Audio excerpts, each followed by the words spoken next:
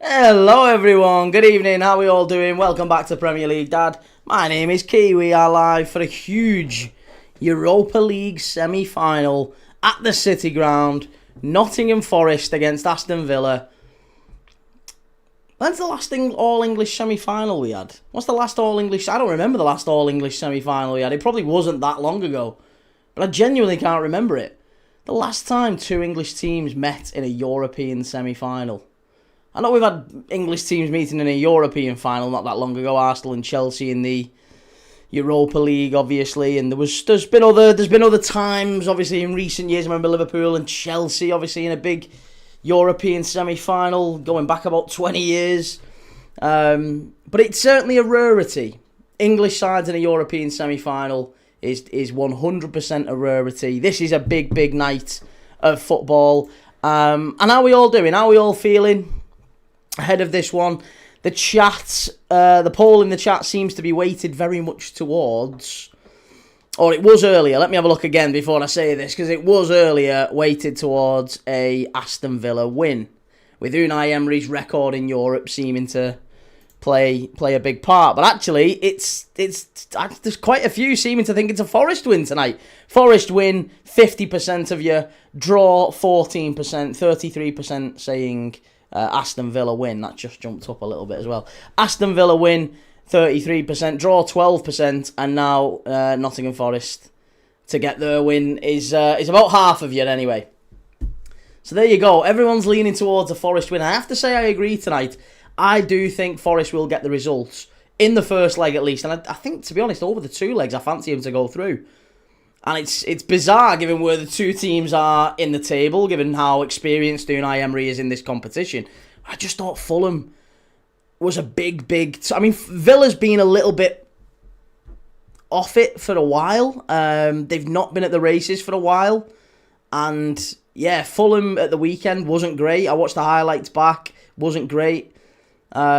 Nottingham Forest, obviously, they haven't been great for a large part of the season, but they do just seem to be clicking into gear at the right time. I think they'll stay up. They played wonderfully well on Friday night against Sunderland. We watched that here on Premier League Dad as well, and you've just got to say, I just do think that Forest will edge Villa over this two-legged tie. We'll watch both ties.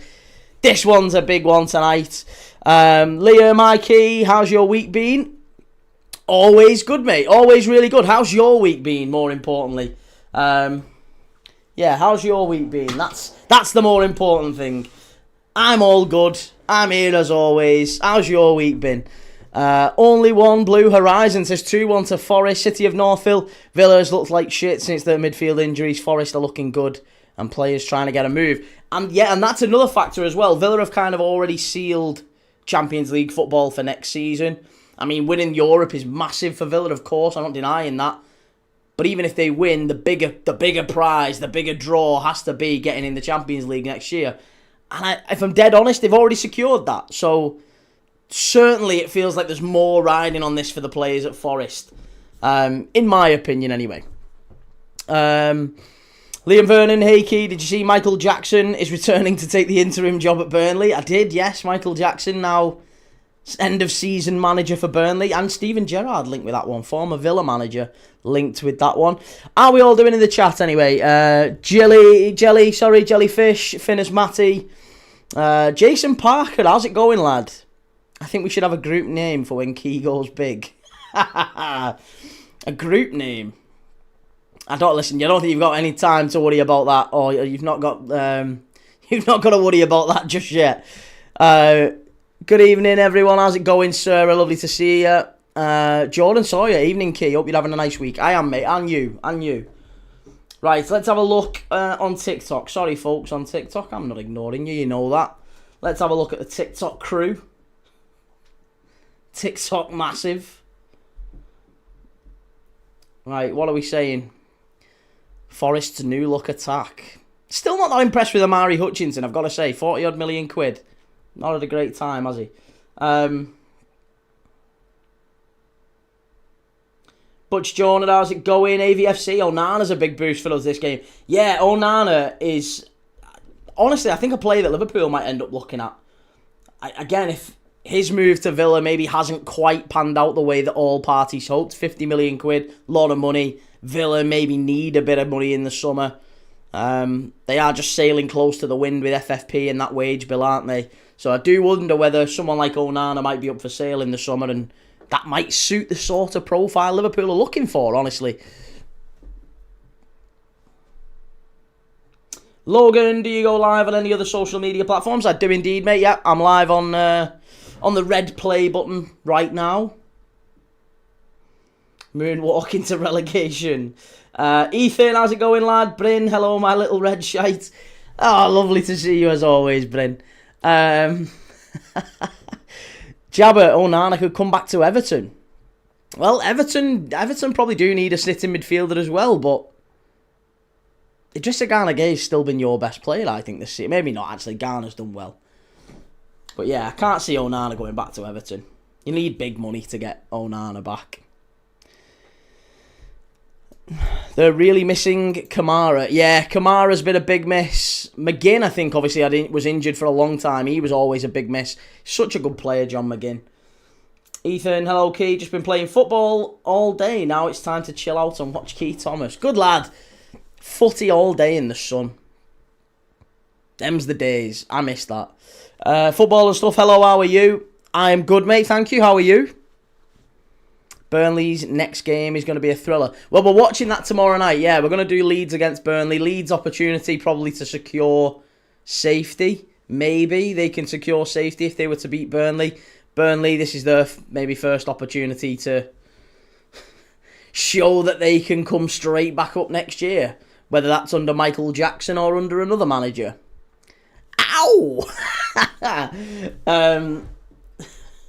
Hello, good sir. Based on both Champions League games this week, both games went as expected, do you say? Says James Marston. Yeah, I was wrong. I was wrong about the Arsenal Atleti game. I thought we'd see goals. I thought we'd get surprised in that one.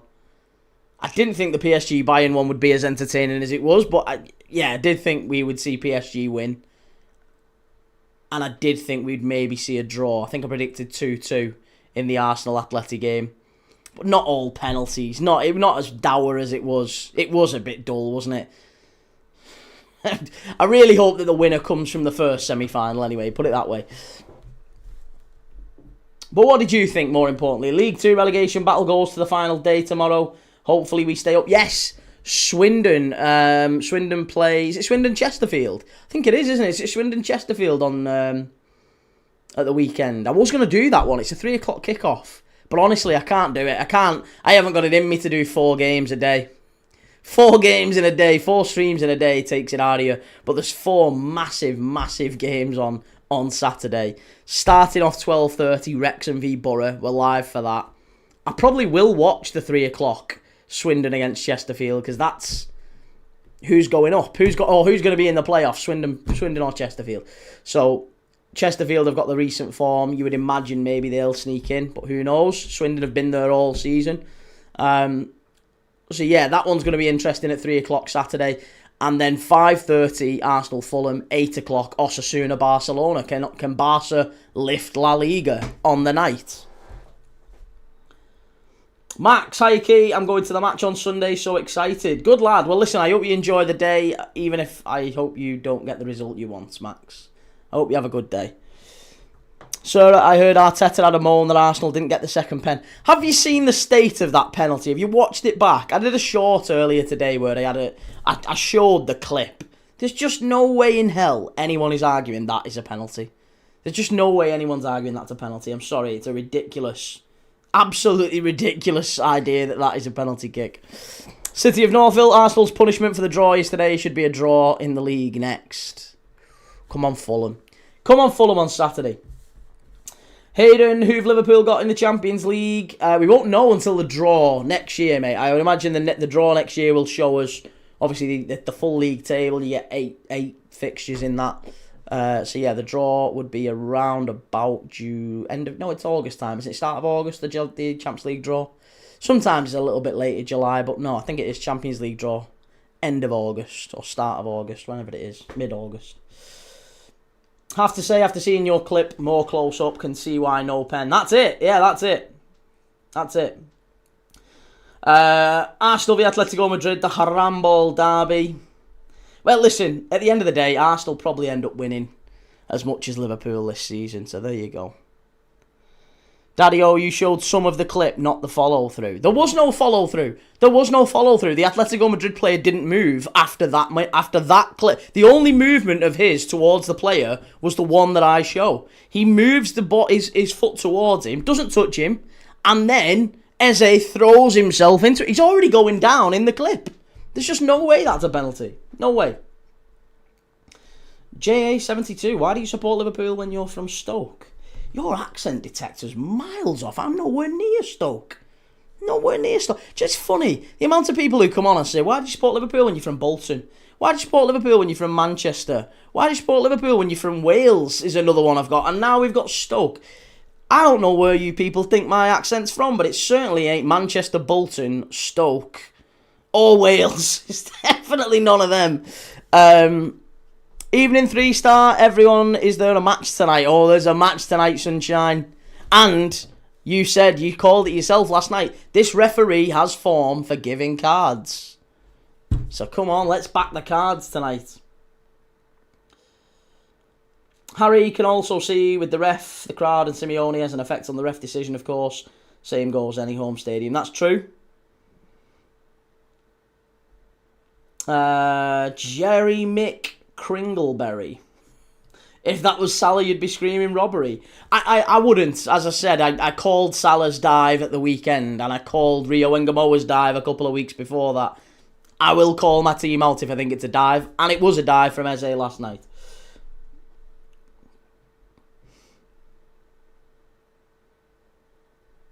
What are we saying? Sorry. Brady boy, if Crystal Palace win the Conference League, then the Conference Cup should be scrapped. Why? Why do you think that? West Ham have won it. Palace, I think, probably will win it. They've got Shakhtar and Donetsk tonight. Football and stuff. Do you think we can beat Newcastle? Don't see why not. Yeah. Jabba, I don't want to talk about non-penalties. What, after the handball? To be fair, I do think West Ham should have had a penalty when Pickford came out and clattered into... who was it he clattered? Was it Souček? Who was it? No, it was Fernandes, wasn't it, in the West Ham game? LJ was fuming at the weekend. He wasn't happy, was he? The Evertonians weren't happy at the weekend. Jerry, do you think the Ben White handball should have been a pen? No, I don't think it should have been a pen, but I also don't think the Dembele one for PSG the night before was a pen. So, for me, I called it last night, I don't think any of them were penalties. For me, I don't want any of them to be penalties. So, no, they're not. They're not penalties, in my opinion. I am, if nothing else, I'm very consistent with it. I'm very, very, very consistent. You might not like it, but I am consistent. I don't think any of them were pens. If England don't win the World Cup, who's your final and winner? I've gone France. Spain for me. Can't look past Spain, even if maybe Lamine Yamal doesn't make it. Did you see Champions League Team of the Week? I haven't, no. I haven't. 3-star. It's not just Atleti fans who have a supply of bog roll. I've gone through 6 multi-packs already, and I'm just waiting for my next delivery. You're panicking. Now I'm panicking. Who's winning the second leg? Bayern v PSG? I think PSG. I think PSG over 2 legs will do it. Fair play to West Ham and Nuno, but it gets tiring each year, getting egregious calls, non-calls that affect our match outcomes. I know, but that's not an Everton thing, is it? Come on, Jabba. That isn't an Everton thing. As was it Graham Scott, the referee, said at the weekend, Everton have had, I think, 5 decisions. Everton have been involved in five decisions this season, which have gone to an independent review panel, and 4 of them went in Everton's favour. Like, as in 4 of them were decisions that Everton got the better of, which were then overturned. So Everton have maybe got the better of decisions this season. They've just had a few bad ones. I think the Arsenal one is the standout one where Barry gets kicked. Obviously the West Ham one at the weekend, that should have been a penalty. It happens. It happens. I mean, this is coming from a Liverpool fan. We've had our fair share of bad decisions. I think every team has. Just happens, and you kind of got to take it on the chin at the end of the day. Harry, do you think Arsenal get smoked in the final if they get there, or will it be a tough game, harsh to rule out? No, I think Arsenal will make the final, and I think it'll make it difficult for PSG, but I think PSG ultimately win. B Snow, good afternoon, boys. Well, afternoon here anyway. Yes, not quite afternoon here, mate. Evening, nearly 8 o'clock in the UK, but hopefully lovely and sunny in the US where you are. Daddy-O, I think Bayern will turn it around. This is a PSG who've conceded 5 to Tottenham this season. True enough. Yeah, that is also very true. I hope there isn't a stiff breeze at the Emirates next Tuesday. Oh, wait, Gabriel will go down under a stiff breeze. We know that. Jabba, we Blues, don't forget. I don't think anyone would argue that. U10 evening key. Everyone is talking about the PSG Bayern game being poor defending, but it's not because the two best front threes in the world was going at each other. The defending was poor. Come on. It was poor. That doesn't mean it wasn't great defending as well. It wasn't great attacking play as well. It was fabulous attacking play. But defensively, I think Arsenal don't concede those goals, but Arsenal also don't score those goals, do they? So, and we'd much rather see a PSG Bayern type game than an Arsenal Atleti type game.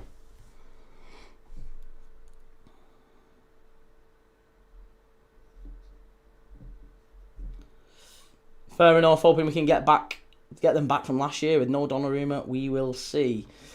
Ashkez, you lot are so quick to judge Arsenal defensively. PSG and Bayern are shocking at defending. I don't think they're shocking at defending. They just choose to commit more players towards attack. They take more risks. Arsenal don't take risks. That's why they are kind of universally disliked, apart from Arsenal fans. I mean, even Arsenal fans, like I said, Ian Wright is calling Arsenal out at the moment, isn't he? ZQXV, what's your score prediction for this weekend, Key? Well, I'm doing my predictions video tomorrow. So, yeah, I'll be going through all 10 Premier League fixtures at 7 o'clock tomorrow. It's our members only live. We do every single Friday. We go through the fixtures together, all 10 fixtures, and we talk them out. We have a think about what they're going to be and look at the form, and we make our predictions together. And obviously I make mine as well. So I've still not really thought about it, I'll be honest, but tomorrow night, 7 o'clock, I'll be doing our members only predictions video. And then, yeah, we'll see on Saturday and Sunday whether or not they come true. Jerry, the Arsenal Atletico game was actually decent for about 50 to 60 minutes. It was alright. It was okay. Hopefully this one's better anyway. Hopefully we'll see a better game tonight. Braga and Freiburg is the other Europa League semi-final. We've already watched Nottingham Forest against Braga away this season in the league phase. Braga beat Nottingham Forest 1-0. Forest had a player sent off. We were live for that game, weren't we? Braga, that was a terrible game. That was a really poor game. It finished 1-0. Just a disappointing one. In the Conference League tonight, obviously, we've got Shakhtar Donetsk against Crystal Palace and also Rayo Vallecano against Strasbourg. Whoever Palace play in the final, if it's Rayo or Strasbourg, I absolutely think that'll be a tough one. Strasbourg have already beaten Palace this season, so remains to be seen whether or not they can do it again. But yeah, tonight, let's go through the lineups. We are 9 minutes away from kickoff. Ortega in goal for Forest. It's Aina, Milenkovic and Morato at the back with Nico Williams. No Murillo. That's a massive loss for Forest, isn't it? No Murillo, no Cunha, no Bolly. Lots and lots of players out injured for Forest. In midfield, they've got Dominguez, Anderson and Gibbs-White. And then a front three of Amari Hutchinson, Chris Wood and Igor Jesus. For Aston Villa, it's Martinez, Dean, Torres, Konza and Cash. Tielemans, Onana and McGinn with Buendia, Rodgers just off Ollie Watkins. So both teams going for a 4-3-3. Forest maybe slightly more of a 4-4-2, potentially, depending on where Gibbs-White ends up lining up. Matthew Foster says 2-1 Forest. I think 2-1 Forest as well. Yeah, that's my prediction for tonight. 43% of people in the vote seem to think Forest win. 18% draw, 39% Villa. It's still very tight. This is Emery's Cup, says Madhouse Villa. Masterclass incoming. And Football and Stuff says, what was your thoughts on when Fabian Hürzeler called out Arsenal? I was never more proud to have him as our manager after that. Fabian Hürzeler's a wonderful manager who, no disrespect to Brighton, I think he will move on. Maybe not this summer, but very, very soon. In the next 18 months, he will be a manager at a top 6 club in Europe, a Champions League club. He's one of the youngest managers in English football. I think he might even be the youngest manager in English football at the moment. Not sure if Ender Tokarczuk overtook him for that, but he's very, very good and one of the most underrated around. He had Brighton very close to Champions League football last year, 5 points I think it was. This year they could yet make Champions League football, depending on what happens here and Aston Villa and all that stuff. LJ, I want United and Liverpool to draw. Both of them are too optimistic for the game. Lone Wolf, I hope there's no penalties tonight. Yeah, me too, buddy. Don't want to see pens. We want to see actual goals. Nimi Guna, Key, I knew you were paying that we got a draw at Atletico. Of course I was paying, mate. I don't want to see you getting draws at Atletico. I wanted Atletico to turn up and steamroll you. But it makes it interesting for the second leg, if nothing else. On the benches tonight, Harvey Elliott's there, and I'm sure he won't actually come on. Matthew Foster, you're actually quite likeable when you're talking about general football and not hating on Arsenal. Well, I appreciate that, Matthew. But I would also say, does that say more about you than it does me? Like, if you can't take someone saying that they don't want Arsenal to win, that's not hating on Arsenal. I just don't want you to win. I don't want you to win. And it's nothing to do with hating Arsenal. It's the style of play, that's all it is. We've talked about this to death, I won't do it anymore. But it's nothing to do with hating on Arsenal. And if talking negative about Arsenal and saying I hope they fail, I hope they don't win anything playing this way, if that gets you upset, I would argue that says more about you than it does me. Graham says, do you think Frank Lampard will do any good in the Prem? Well, he didn't the last 2 times he managed in the Prem. LJ, anyway, Key, you know I don't like Liverpool and United. Why are you calling the 4-2-3-1 a 4-3-3? It's more similar to a 4-4-2. Well, that's subjective. That's to be debated. It's all lined up slightly differently, isn't it? Jonathan, who do you think go through, though, Arsenal or Atleti? Arsenal, yeah. Style of play when you support Liverpool. Liverpool play a better style of play than Arsenal. We just don't do it anywhere near as effectively. Luis Enrique said it much the same as well, by the way. Gotta accept, as Arsenal fans, we don't play the best of football and other fans aren't going to like it. Even Arsenal fans don't like it. Arsenal legends don't like it. If Ian Wright's coming out and saying it's boring, we don't like the way we play, but we're tolerating it so that we win football, win trophies. If you don't win trophies, then it's, you can't really accept it. City of Northville, I don't want you to win because I love you, and I don't want you to be remembered as the bum club who won playing football for people who hate football. I want better for you. Matthew Foster, so in 23-24, when Arsenal were winning games 5-0 or 6-0, you wanted them to win it. Well, there's an argument that seems to be going round that Arsenal played fantastic, expansive football a couple of years ago. I disagree. I just disagree. I don't think Mikel Arteta's ever played wonderful, fantastic football. I think there might be times where he's played better, more attractive, less risk-averse than he does now, but I don't think that ever equates to actual taking chances, committing men forward. No, I don't agree with that. And that's your opinion. If you think he did, great, fair enough, respect to you. I just don't think so. Michael Sweeney, how many times have you looked stupid on TikTok? Oh, many, Michael. Jerry, they certainly played better football a couple of years ago. I wouldn't disagree with that. I just don't think that qualifies. I don't think that qualifies. I don't think that qualifies as they played great football. They played better football than they do now. But that's a very low bar, isn't it? It's an incredibly low bar. Jellyfish, how's it going, lad? Jay Shaw, he did well at Everton. Key Lampard saved us in one of our worst times as a club. Yeah, that's probably fair to say, isn't it? Maybe I'm not giving him enough credit for Everton. He did do quite well at Everton, didn't he? Anyone who keeps Everton up, fair play to him. Because that was a very rough time to be an Everton fan. They certainly couldn't have played worse football to City of Northville. That's it, yeah, that's kind of my point. I don't think you can play much more negative, much more risk-averse football than Arsenal. Rubes, how's it going, lad? Harry, did you prefer the football had for us? Wenger had for us? Yes, I did, yeah. Arsene Wenger's philosophy was much, much better. And there was a general acceptance that Arsenal played the best football in the country. Even if they weren't successful, they played the best football around. And I've always felt that for under Arsene Wenger. I thought the way you treated Arsene Wenger in the end was appalling, to be honest.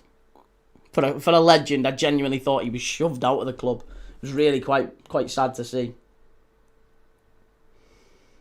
Next key's going to say Wenger never played exciting football. No, I would never.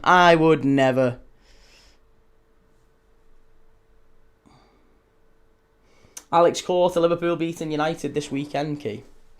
Yeah, I think so.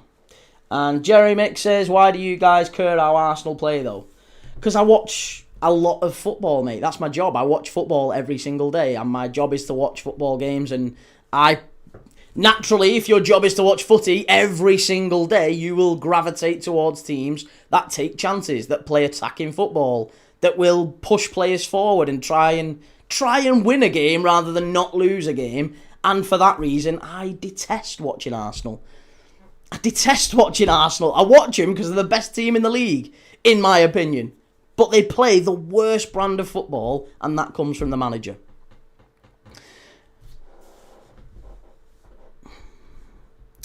City of Northville, City play the best this season. Arsenal will learn that soon enough. City probably play the best football, style-wise, yeah, maybe. But actually, efficiency, I would still argue Arsenal. I guess we'll have to wait and see.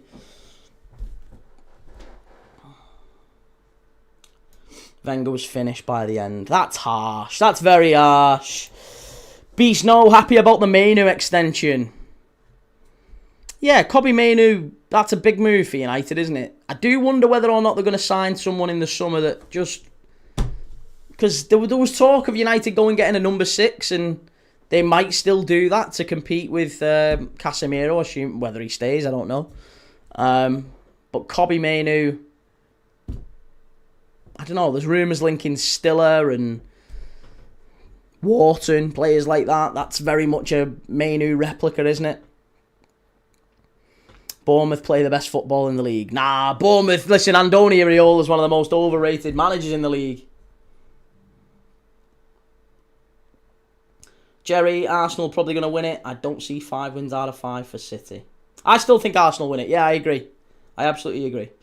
Platinum Menace, that's a lie. You caught onto Arsenal hate makes money at the moment. Fair play to you, but be honest. I think if that was the case, I would watch every single Arsenal game, but I don't. If that was the case, yeah, I would watch every game for Arsenal. Yeah, I don't. I would spend all my days making hate videos on Arsenal. I don't. So yeah, that would make sense. That argument would make sense if 60% or more, or even 20% or more of my content was Arsenal focused. It isn't. It's not even close. Right, here we go. Aston Villa get us underway in this Europa League semi-final. It would be wonderful if we could focus on this game rather than how much Key does or does not hate Arsenal for the rest of this stream. So let's stay focused on subject, because I'm sure there's Forest and Villa fans in the chat who want to stay preoccupied with this magnificent moment for their clubs.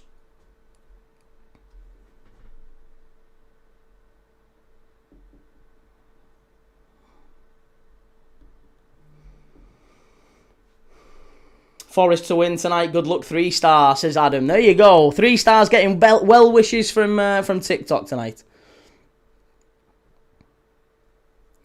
Jabber Key called Iraola overrated. I thought he watches lots of football. I do, and I don't think Iraola is a... Listen, he's a very good manager, but I also think he is overrated. I think whichever club Iraola ends up at next, every single year Bournemouth have a big fall off. He literally, it's like he cycles with them. It's like Lance Armstrong, isn't it? I'm sure they have like cycling on and off, where they are just phenomenal and outrun everyone for like the early part of the season. That's when they were nearly top of the table at the early part of this season. Then they have that spell between like October, November, and like January, February time where they lose. They can't win a game. They get battered. I think didn't Bournemouth go 14 games without a win earlier this season, and now look at them on the cusp of Champions League footy. Villa in the area, blocked by Forest. That's better. Crystal Palace 1-0 up already. Go on, the Palace. Love that. Who scored for Palace? There's been a goal in Poland. But who for, Chris Kamara? It's a Ishmael Sarr. Is 1-0 up. Love that. Gamer Guru, City have been just as inconsistent all season as Arsenal. Only the last third of the season have they played any good football. And B Snow, well, if United want to get back to where they think they should be, which is making runs in multiple competitions, can't have too much depth. No problem having two solid players in the same position. I think that only works, though. I'm not sure Kobbie Mainoo signs a new contract if he's not a starter for United. Great touch for Forest, cleared away, and then Martinez comes out and claims it. Platinum Menace, Arsenal talk aside, Forest and Villa will be a great two legs, though. I agree, mate. Yes, I absolutely agree. It's going to be a phenomenal couple of games. Igor Jesus with a fabulous touch there, but Chris Wood's raging with him. Look at that, Chris Wood screaming that he took that off his toe. Finners, Matty, key 11 managers have left sacked this season, the second most ever. Wow. 11 managers have been sacked this season, and that's the second most ever. I did not know that. Fair enough. Welsh wing, where do you think Glasner will end up? I suspect he might bide his time. He might take a bit of time out. And I just wonder whether he might be tempted by... Because Vincent Kompany looks like he will be the Pep replacement, doesn't he, whenever that comes. Now, that seems to be coming sooner rather than later, doesn't it? Kompany to City. If that does happen, Kompany to City, then I just wonder whether Oliver Glasner might be teased into Bayern Munich. Graham, how's it going? Gamer Guru, can't see Chelsea or United landing any big-name managers. It's too much of a risk to their reputation and time. Yeah, Amorim, I think Amorim would have been a big red flag to a lot of talented young European managers. They'd have looked at that and gone, he was doing really well at Sporting. He got promised the earth, come in and we'll sign players to fit your system. And by the end, they were telling him he needs to change his system. So I think that will just cause a few eyebrows raised across Europe for any managers interested in looking at the United job. Mainoo's played excellent and he will be world class. I'm not sure about world class. I still don't know if he goes to the Euros, the World Cup. Oxford fan, how's it going, lad? City of Northfield United are going with Carrick for sure. Oh yeah, for certain. For absolute certain.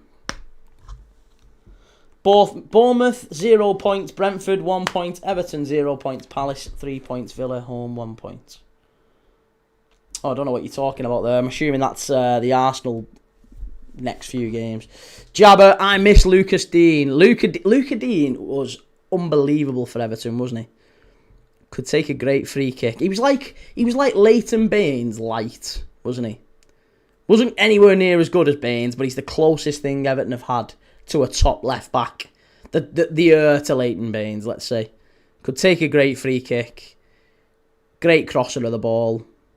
Sold him at completely the wrong time. Was it Rafa Benitez who ended up moving him out the club? I think it was, wasn't it? Was it Rafa Benitez? Agent Rafa came in and moved Luca Dean out. Let's see. Callum says Glasner to Bayern. Our next Bayern manager will be a Guardiola return. No, I don't think Bayern have got that pull anymore, mate. I still think Bayern are a stepping stone in Europe. Welshwing, unless Maresca goes to... Maresca to Bayern's maybe more likely. Yeah. Here's Villa down the right-hand side. Ball knocked forward. Wonderful play. Inside to McGinn. That's great play by Villa. And here is Luca Dean. He's got a great chance through the middle if he can find. Here's Ollie Watkins. Well done, Amari Hutchinson. Good defending. Better. It was Agent Rafa. Dean or Maatsen this season? Well, they've kind of they've rotated the pair of them, haven't they? But yeah, I think probably Lucas Dean's played more games, I would imagine. Gamer Guru, Jellywood, did you hear that? Liverpool was never going for Amorim. We did have a brief flirtation with Amorim. I think he was looked at. I don't think he was ever like a serious contender for the Liverpool job. But we had a look. We definitely had a look at him. We also had a conversation with Roberto Martinez, believe it or not, after he'd left Everton. Wasn't it after he'd left Everton? We were very close to appointing... Oh no, I think it was before he went to Everton. We were very close to appointing Roberto Martinez before we appointed Brendan Rodgers. Here's Luca Dean. Villa dominating early possession here in the opening 7 or 8 minutes. There's talk Celtic might go for Eddie Howe. Would Eddie Howe be interested in Celtic? It's not quite the pull that it once was. I feel like if you go into Celtic, it's kind of like a placeholder job, that, isn't it? Like, you go to Celtic, you're going to get Champions League football, you might win a league title or two, you get some success under your belt, and then you'll get the job that you actually want back in the Premier League or La Liga. It's kind of a job to keep you warm, so you're not in the managerial wilderness, let's say. Gamer Guru, Pep leaves end of the season after City get hit with 1-1-5 and company takes over to be the club legend who brings them back to the top. We shall see. Long throw into the box. Lucas Dean again picks it up. Watkins is very deep. There you go. The Forest win it back.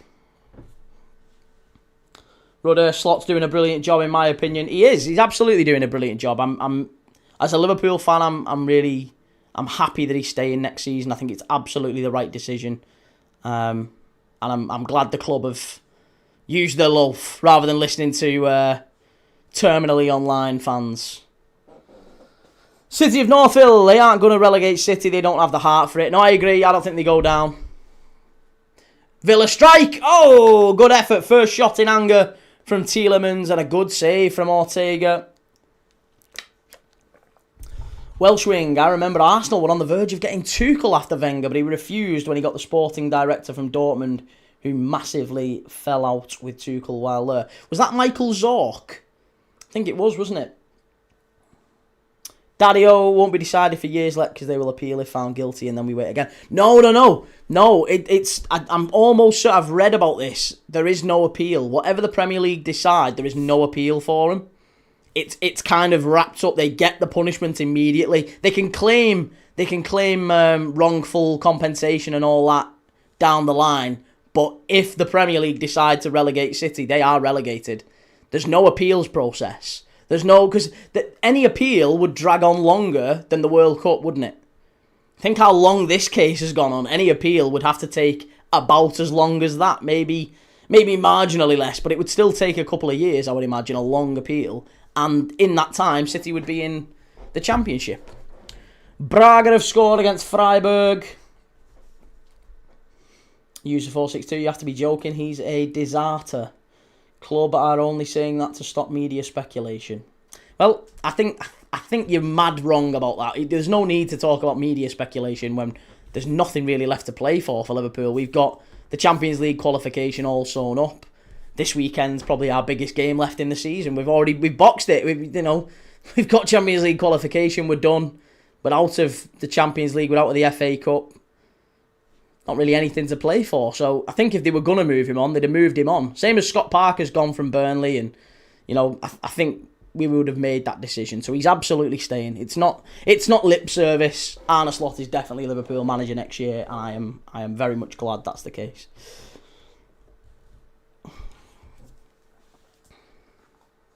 City will get a small fine and finger wagging. Richard Masters will personally absolve them. And Daddy-O says that's music to my ears because something has to stick. Whatever it is, it will stick.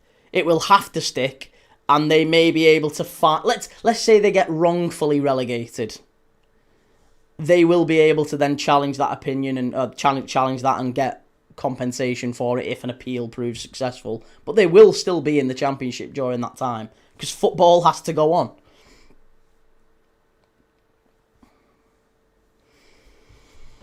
How is Vítor Pereira doing for you, Key? Forest are staying up, in my honest opinion. Well, I thought Forest were staying up. I thought after the result on Friday night, I really did think they were staying up.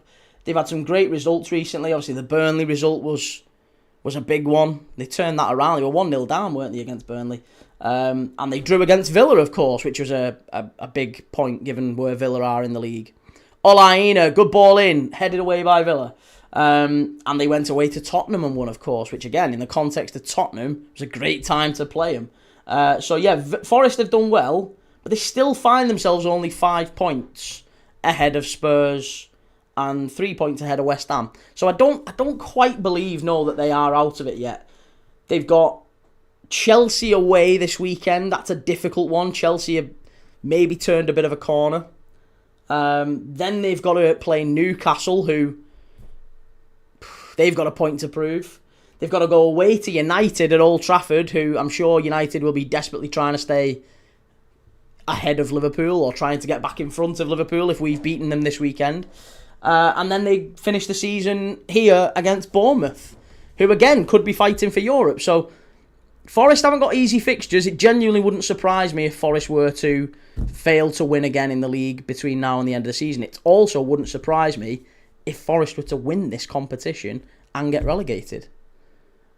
Imagine that. Imagine Championship football and Champions League football. That'd be a hell of a fixture list for Forest, wouldn't it? Champions League fixture list is already quite big, and 46 Championship games next season. They would need a massive squad. A huge squad. Evening, Danny. How's it going, lad? And Swifty, I don't even like to watch them, Key. It's that deep. Well, I appreciate you listening to us chat nonsense while watching the game anyway, mate.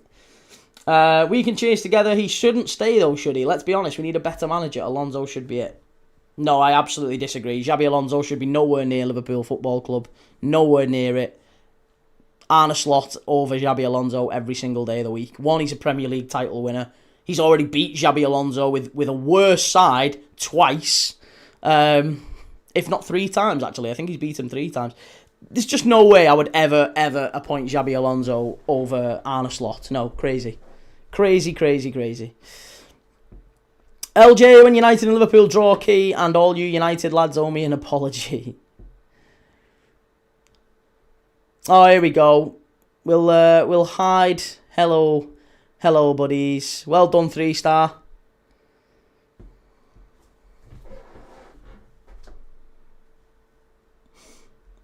Hello again, Des. Des pops in every night and just leaves those emojis. I like you a lot, Des. Good to see you, mate. Chris Dando, if Arsenal don't win a title this season, how many points will Everton get deducted? Not enough, in my opinion. Let's leave Key and go to Ding Dong. You won't get this sort of... You certainly don't get comments on your love life and on Ding Dong.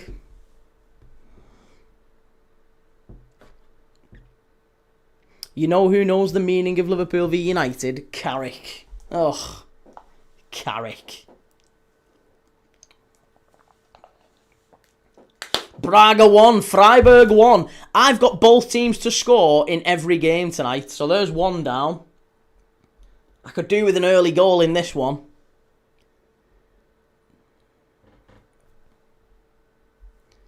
Here's Villa. Down the right-hand side. Ball pulled back. Corner to Villa. 15 minutes in. Good defending from Nico Williams. Welshwing says mods have gone missing like Liverpool's defence this season, Jabber. Yeah, I was going to say that was unusually slow from the mods, that one. They're usually on it like that. Bang, straight on it. He was at the... Serda was at the ice cream van. We'll let you off, Serda. Serda missed that one. But luckily, to be fair, 3-star's biggest game of maybe not his life, but a long time for 3-star since he's had a game as big as this one. I'll let him off. He does it out the kindness of his heart. Use a 4-6-2, disgrace if he's the manager next season. His style goes against all the principles of the Klopp era. There is no manager out there that's like Jurgen Klopp. If you watch the goal we scored against Palace, Robbo's goal was exactly like the goals we scored under Jurgen Klopp. If we have the players to play Jurgen Klopp's way, Arne Slot's way, it's not Jurgen Klopp's way, Arne Slot's way, it will be attractive football. Attractive, attacking football. That's what Arne Slot plays. But you do need attacking wide players to do that. Pacey wide players. We haven't got it. We haven't had it all season. Did you get my 99? Mods aren't allowed to go the ice cream van. That's bang out of order, isn't it? That is bang out of order.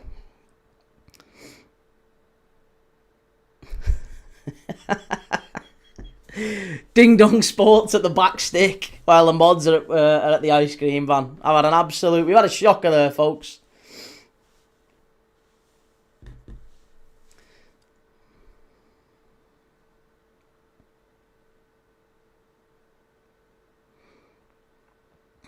Forest down the right-hand side, Villa down the right-hand side.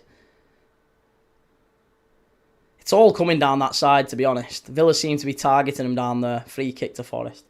Alexander, genuinely can't wait for the second leg of the PSG Bayern game. That game spoiled us. I wonder whether we're going to see that sort of a game in the second leg, or if the managers might just rein it in a touch. Swifty, the best wide forwards were on show in Paris the other night. I mean, that's exactly what Liverpool are missing, isn't it? Pace out wide. Elise, Diaz, Kvara, Doué. You just don't have that. And you need to play that style of football, you need that sort of pace. We don't have it. U7 says 2-0 to Villa. Surely not the same scoreline, but definitely will be entertaining regardless. Oh, absolutely, yeah. Good teams. They'll both have a go at them. Roshant, Liverpool need a rebuild. Yes. I couldn't agree more. We are 7 or 8 players short, and that's why I find it very difficult to be critical of a manager who's probably going to get us 3rd or 4th, while still evidently needing 6 or 7 minimum players. Key, do you like nuts on your ice cream? Not yours. Roshanthan, why TF did we sell Luis Diaz? Well, I think because we had to. He was 2 years left of his contract. If we didn't sell him, then we would have been in a difficult position next year, wouldn't we? This summer, we would have been in a difficult position where someone would have come and took him for 20 million, maybe 25 million. So 70 million quid for a player who was 29. 2 years left on his contract. It was a lot of money to turn down that. So I understood it. The big mistake wasn't selling Luis Diaz. It was not replacing him. It's mad. I don't get that. Everyone's saying, why did Liverpool sell Luis Diaz? That's totally missing the point. Selling Luis Diaz was the right thing for Liverpool to do. Not replacing him was the problem. It's crazy to think that United probably need less than Liverpool in their rebuild. I absolutely agree with that. I just don't know if United are going to be able to pull it off with no manager at the helm, really. Welshwing, am I the only chatter here that hates ice cream? Oh! Olaina took a chance there at the back. And Ortega got clattered by Buendia. Lucky boy. Olaina tried to head it back to the goalkeeper and almost inadvertently put Forest in trouble. And I tell you what, Buendia's a lucky boy there. Look at Buendia's right foot. Oh, he kind of stamps on Ortega's knee there. That's a lucky boy. Very lucky boy. Not sure that's a red card, but I wouldn't have been surprised if they'd have given one for that, because he doesn't get anything on the ball and he basically studs the goalkeeper's knee.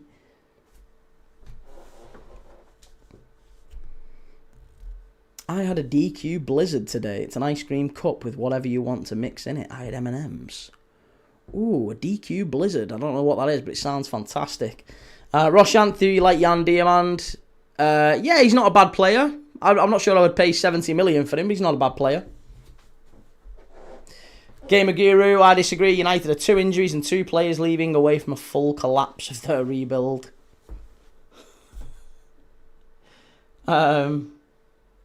Slot should have begged Trent to stay, treated Salah with some respect, and not overhauled the play style. We don't know that he didn't beg Trent to stay.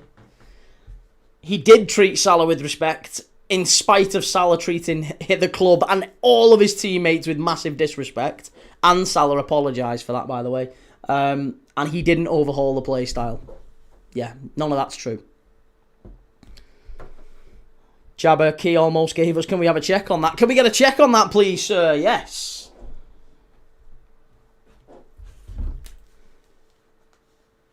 If that was Arsenal, he'd want him arrested, Jabba. If it was Arsenal, it was borderline GBH. Welshwing. Getting some fire in the game. Yeah, there's starting to be a few tackles going in there now, which I would have hoped for. An all-English semi-final. I remember Liverpool and Chelsea, there was about 14 yellow cards by this point. And that was just to the coaching staff.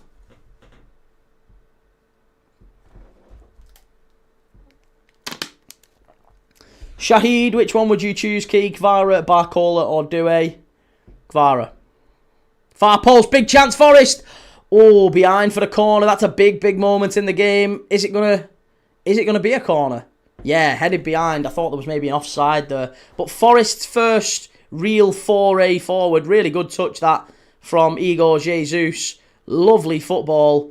Block out to the right-hand side for Gibbs White. When Gibbs White plays it in, I think Chris Wood is onside. But when Dia got back and good defending, knocks it away. Well done.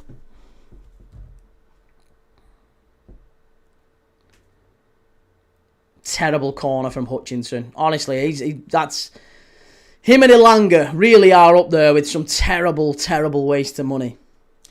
User 462, I think you're blinded by the Klopp-inspired league title last year. I was the same way but came round. Well, thank the Lord, the club, the experts are following my line of thinking and not yours, mate. I'll say that. I think it's a relief that the club aren't listening to fans who have so quickly turned on a manager who delivered us a league title. But with the same team, by the way, that Jurgen Klopp only finished third with. So you say Klopp-inspired, Klopp finished third with the same team. Hiller says Man United will probably get Ndidi and Baleba. Goldbridge will be fuming. And Roshant, our player recruitment has fallen off. Remember 2015 to 2019, we signed some gems like Gini Wijnaldum from a relegated Newcastle. Yeah, we did. You say it's fallen off, but when Gini Wijnaldum signed, can you remember the fan reaction? It wasn't great. When Gini Wijnaldum signed, it was like, what are we getting him for? Why are we signing this fella? Daddy-O, did Salah actually apologise, or was it I'll say it so you can have save face, but I'm out in the summer? Well, no, Curtis Jones confirmed that he apologised to the players. It came from a Curtis Jones interview, that.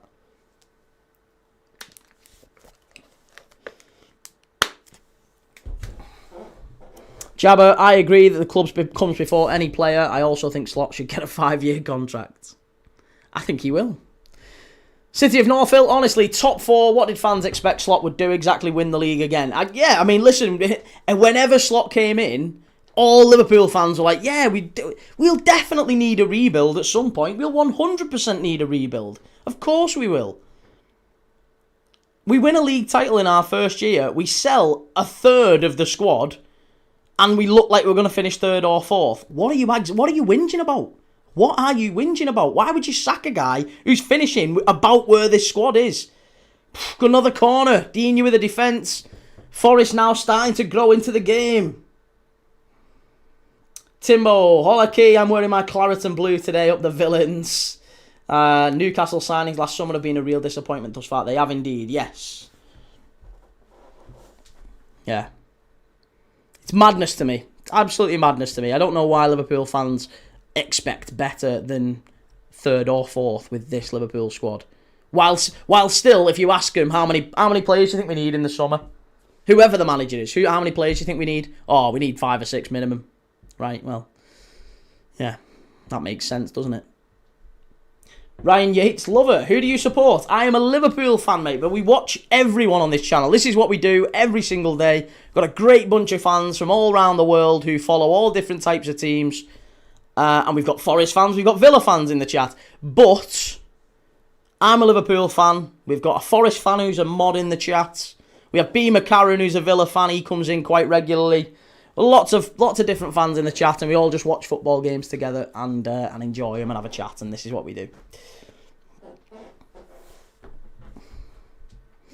Shahid, are you going anywhere nice for the bank holiday weekend? I'm not, but my little girl is obsessed with capybaras, which I know is a weird tangent to go off on. But my little girl's obsessed with capybaras, and I've seen a place you can go to where you can go and like feed them, and you can go and like sit with them and chill with some capybaras. So I was exploring that, whether or not we could go to it, I don't know. It might not be one of them things for now, but yeah, I'm looking at it.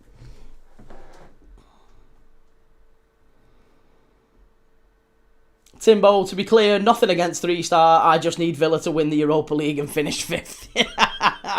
Yeah, no, I know. Chelsea fans certainly do want to see Villa secure that 6th Champions League spot for Chelsea. And that's assuming you can finish 6th. Here's Ollie Watkins for Villa. Driving forward. Big moment, this one. Strike. Good effort. Good save. Big save. That one from Ortega. And Olaina clears it away.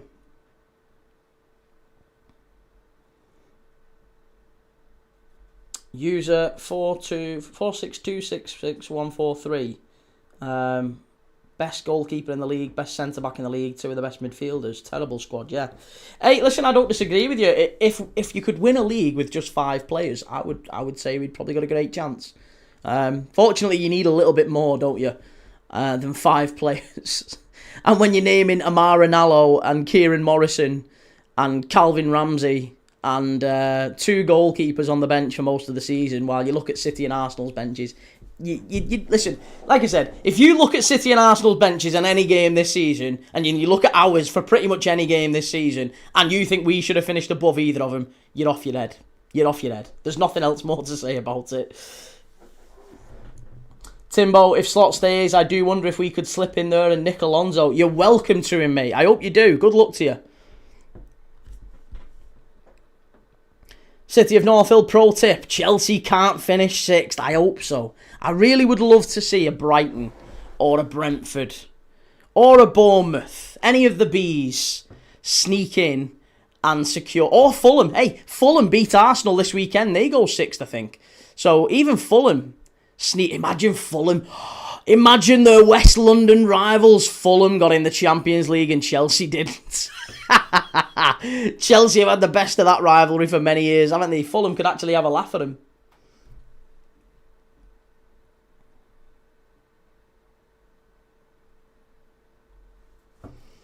Timbo says, wow, do you really not rate Alonso that much? Yeah, I just don't want him as a Liverpool manager, put it that way. Here's Chris Wood. Big chance for Forest. Oh, no, Igor Jesus just slowed down at the wrong moment there. Capslab has some capybara hats when I was scrolling through hats for my son earlier. What are the odds you mentioned capybaras? Mate, we are cut from the same cloth. You originally came in here to troll me after you saw me on fan reactions. Arsenal fan came in to troll me, and look at us now. Brothers of men. Our kids love capybaras. We're basically blood. This is it. Oxford fan says, I made a bet with my Wickham fan friend today. If we don't get promoted, I'll wear a Wickham shirt and kiss the badge. If we do, he'll wear an Oxford shirt and kiss the badge. Nice. Well, good luck, mate. I hope he's wearing that Oxford badge and kissing it next season. There's a sentence I never thought I'd say. User124, who do you want to win? I'd quite like Forest to win. I haven't really got any. I like both of these clubs. I don't really have a preference, I guess. I quite like Villa, I quite like Forest. I'd quite like to see Forest win on the off chat. Just because it'd be weird seeing Forest in the Champions League. Villa are already going to be there. I think it'd be quite cool seeing Forest in the Champions League. I also think it would throw a bit of a spanner in the works for the, Elliot Anderson maybe leaving. Morgan Gibbs-White maybe leaving. Would Marinakis go and maybe secure some sort of a mad loan against the stadium so that he can go and sign some real top players for Forest next season? Oh, Ollie Watkins has just been side down there by Elliot Anderson. Oh, that's a red. That's a red. That is a red card. That is a red. Elliot Anderson should be off here. He should be off. There might be a check on this. Can we get a check on this, please, sir? Morgan Rogers is having a word with the ref here. I tell you what, I think this is a possible red card check. Are we going to get a check, sir? Any chance? Any chance at all? He goes right through. And it's not going to get checked. Wow. That is a red card, isn't it? That is a red. I don't care what anyone says. I mean, great play from Elliot Anderson at first to the little nutmeg there on Morgan Rogers was splendid. But the dive in, I'm sorry, I think that was naughty. That was naughty. Red card, reduces price, reduce it right now, discount. Gamer Guru, I'll still troll you, but it's all bants. That's it, mate. Yeah, it's all love. It's all good. Naughty challenge, that. Well, it's not checked, and it's not a red card, but he definitely, if you look at the follow-through, his ankle... Ollie Watkins is a very lucky boy there. Very lucky boy, says Jellyfish. Gets the ball, but it's so reckless. He's lucky to stay on the pitch. That's it. Mancini, basically the same tackle as what Eze got hit with in the box last night. Not even a foul. Yeah, that was basic. Eze got side down, didn't he? That's a mad decision. Definite red, says user 462. Well, as it stands, it's still 11 v 11, still 0-0. I thought we would see both teams to score tonight.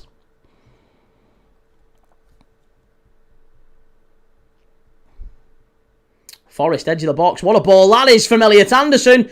Jesus, strike. Oh, what a save.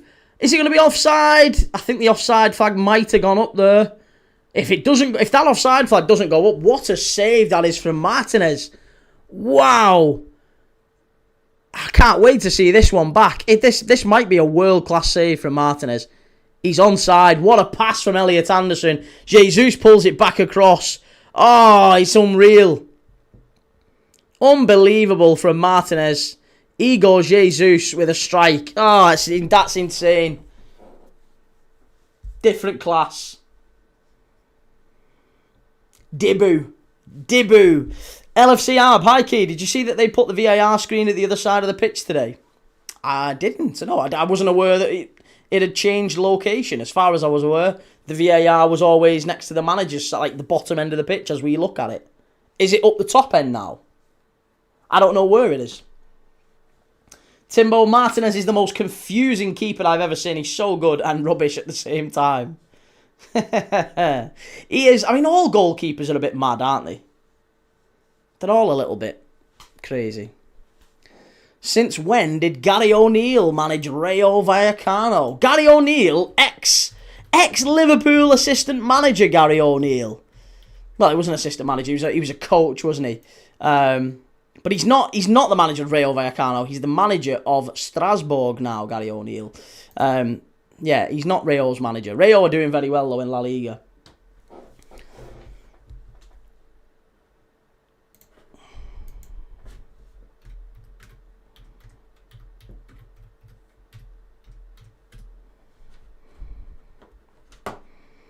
Saying that, Osasuna, by the way, we're watching this weekend, Osasuna v Barcelona. Barcelona, if they win, secure the La Liga title before they play Real Madrid. They play the Clásicos next week. We're going to watch that as well. But they play Real Madrid next week. If they win against Osasuna this weekend, they secure the title. Real Madrid might have to give them a guard of honour at the Camp Nou. But Osasuna have got an outside chance of qualifying for Europe if they were able to win. Gary O'Neill's a cultured man, he is. Are guards of honour a thing in Spain? I don't know. I think I've made just an assumption there. I think they have. I'm sure guards of honour in La Liga. Listen, I'm sure I've seen them before. Guard of honour, or the Pasillo. The Pasillo is a tradition in Spanish football where opposing teams applaud the champions onto the pitch, celebrating their achievement. Recent controversies, particularly involving Real Madrid and Barcelona, have highlighted its significance and the tension surrounding it. So, yeah, I think Real Madrid snubbed... Yeah, there you go. Real Madrid refused to honour Barcelona with a guard of honour after the Supercopa final. Right, okay. So there you go. Yeah, they are a thing, but there's a bit of bad blood between Barcelona and Real Madrid, so maybe it doesn't happen.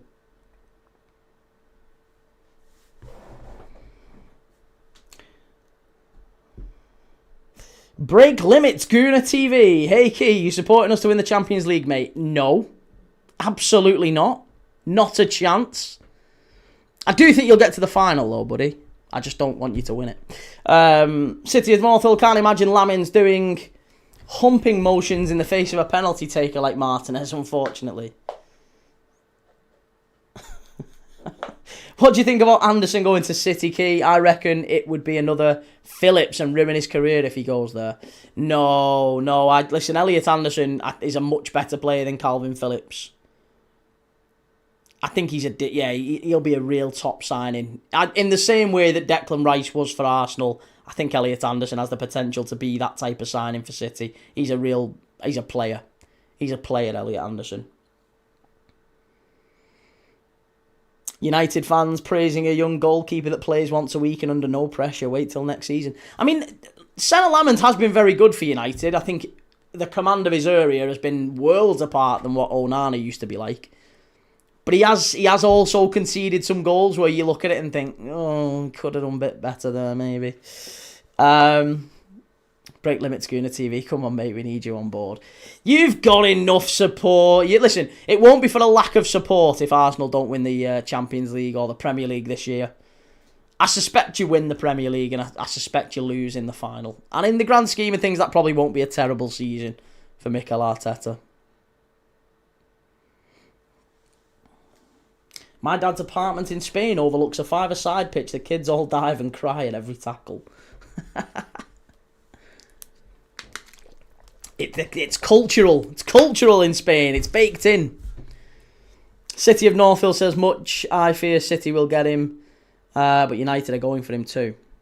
Far post, Forest, clear away the corner. Villa with McGinn here. I'd love Liverpool to sign him. I'd absolutely love, if there was a world where Villa needed to let John McGinn, I mean, it won't happen, but if John McGinn was to leave Aston Villa, if he put a transfer request in, or if his contract was up, John McGinn to Liverpool would be like a brilliant signing. Welsh wing, I'd honestly offer Forest Zubimendi for Anderson at this rate. Zubimendi, signing of the season? Can't believe that. Madal says Key Lamans is still a kid, especially in the Prem. No, I agree, and I've said that. I do think he's a fantastic young goalkeeper. He's got a lot to learn. I think in his first year he's done really well. I absolutely acknowledge that. I think he will be a very good goalkeeper. But I've also seen United fans come in and say he's one of the best goalkeepers in the Premier League. He's top 5 in Europe and all that. They get very excited very quick, these United fans, don't they?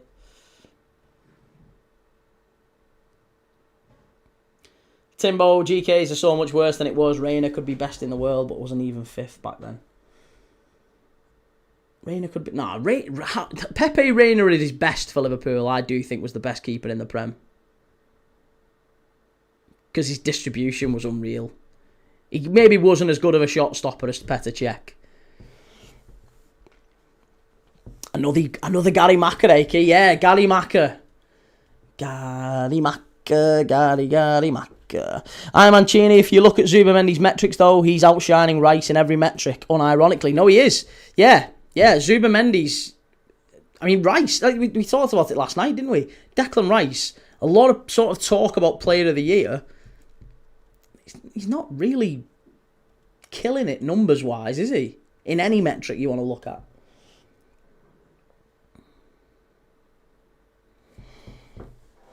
Zubimendi was Edu's signing. We practically signed him in 2024 because of the party situation. So bar Rice, I don't view Edu signings highly. And Twisted Fate, I find it funny people saying no pressure for Lamans. There was a lot of pressure for him. The fan base was already annoyed with keepers. If he stepped wrong, it was going to be bad. I think they were prepared to have a bit more patience with a young keeper. They did with David De Gea, didn't he, when he first came in? And he made some mistakes. De Gea was dreadful first couple of years. And he was the opposite of Senna Lamans. He couldn't catch the ball. I remember David De Gea had massive problems commanding his area, communication, never very good at taking pressure off his defence. But he used to pull off worldy saves. Whereas Senna Lamans is the opposite, commands his area really well, very much Courtois-esque, but saves maybe what you'd expect him to save, but when there's a shot that's... He's made a few saves where, or a few goals have gone in where it's a bit too close to the centre of the goal for me. Swifty, gone off the boil a bit, Rice, of late. He looks leggy. Too many games. Rice off the boil. There's a pun in there, I think. Jabba, word is Grealish and George want to stay at Everton. Tyreek does surprise me, and rumour is that Stones want to return to Everton. Yeah, I'm pretty sure John Stones will be an Everton player next season. That seems to make sense. Another centre. The physios will be very busy at Everton next year with Branthwaite and Stones, won't they? Still going to be Michael Keane and Tarkovsky at the back for you, lads. Timbo Caicedo and Rice have both fallen off since December, but Rice seems to get away with it. And KC reviews. Ollie Watkins shouldn't be going to the World Cup. He actually ain't that good.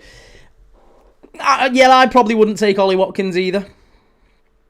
I'll be honest, I would take Jared Bowen before I took Ollie Watkins. And Bowen's not even a centre-forward, but he has played there quite a bit for West Ham. I think you've got to find a way to take Jared Bowen to the World Cup. Ollie Watkins, I'm not sure, is a difference maker in the same way. Far post, Forrest, big chance. Edge of the box. Ooh, Milenkovic smashes it over the bar. David Raya surprised me a lot. Didn't rate him that highly, but he's been class for Arsenal. He has, yeah. And Welshwing says Everton need to move on Beto and Barry ASAP and tried to get Voltemada. He's a perfect Moyes signing. Tierno Barry will be a good signing for Everton. The reason Everton fans don't like Tierno Barry is not due to how he's playing. It's because of what happened in the Arsenal game, and they're now actively looking for reasons to hate on the kid. He's not hit the ground running. I don't think there's any question marks about that. He's definitely been a slow starter in the Prem, but he was always gonna be. He's always going to be. They've not started him anywhere near enough. So his rate of learning is always going to decelerate when you're playing Beto ahead of him. Everton have got nothing to play for this season. They would never get in Europe. I don't care what anyone says. They would never get in Europe. They should have played Barry every single minute he could. And then next season, give him that would have been the grounding for him going into next season. He likes Barry the way we like Slaughter. No, I actually do rate Tierno Barry. I actually really do think he will be a really good signing for Everton in time. He's just not there yet. He's got all the raw ingredients, hasn't he, to be a top centre forward. Here we go. Forest playing it through the midfield. Villa win it back. That's much better. And Ollie Watkins loses it. It's been a pretty dull first half, hasn't it? It's got to be said. Not been a great first half, this one. Watkins should still go based on being better than the others. None of the strikers behind Kane are great. Unless you want to pick Kane and just have Rashford and Bowen as backups. That was my idea, yeah. My idea was Rashford and Bowen go as like extra wide options and also centre forward as and when needed. I would also take Calvert-Lewin over Ollie Watkins just because of the fact that he wins everything. He wins absolutely everything in the air, and if we need to, we can knock it long to him. And I think that's a massive thing that England need. Brendan, joined to you saying something about being cultural in Spain. Mitchell and Webb, it's the continental way, isn't it? In Spain, they wouldn't dream of starting the day without a few cans and maybe vodka. Yeah. Esport Jürgenbrau. Wow. That's quite a lot, isn't it, John? Slot isn't a bad manager, he's just a Dutch manager. Wow. Let's not go there, Jabba. Evertonian, I agree with us not getting Europe, and I'm just happy not to be in a relegation scrap. Small steps. Barry is absolutely terrible, though. He is now, but I don't think he will be if you keep the faith with him. Egbert, how's it going? We are at half-time, and it is 0-0. Not been a great first half, has it? We've had one massive chance, which Martin has somehow contrived to pull out a save. I don't know how it happened. Aston Villa had 2 shots on target. But the only big chance in the game has been Igor Jesus, who hit it straight at Martinez, but it should have been a goal. And what a save from Martinez. Absolutely fantastic. Everton can have Delap if they want. Well, that's another one doing the rounds. Yeah, Liam Delap to Everton is being very much doing the rounds on the reports. Right. Half-time quiz, I think. Welshwing, I don't know if am I overstepping my bounds? Have you got one prepared? If you haven't, it's no problem. I can find one. But I didn't know if you already had one. I'll wait and see if Welshwing's got one. I've got a tremendous thirst on all of... I don't quite afford. I can get the apple and the bread and the newspaper. Timbo, he's scared now to propose his own quizzes. He set such a high bar, mate. He set such a high bar. I don't want to put my own forward in case I get laughed at. Because people are like, oh, yeah, it's good, but it's not Welshwing.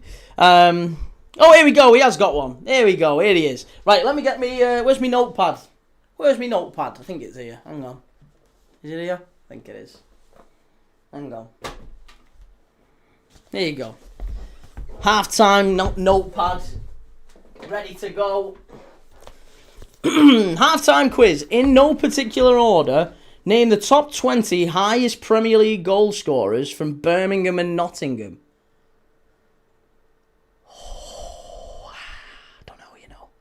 I'm going to struggle with this one. Here we go. The top 20 Birmingham or Nottingham-born Premier League goal scorers. Okay, you're right. Dion Dublin wasn't. He was nowhere near. Or was he? Maybe he was. Was Dion Dublin there? Jabba, Key, you do a great David Mitchell. I try my best. Is Heskey from there? No, Heskey's Leicester. Alan Shearer. Grealish is one. Okay, Grealish is there. So we've got Grealish. Darius Vassell. Barry. Do Gary. You can't have Do Gary. It's not Dublin. Okay. Brian Roy.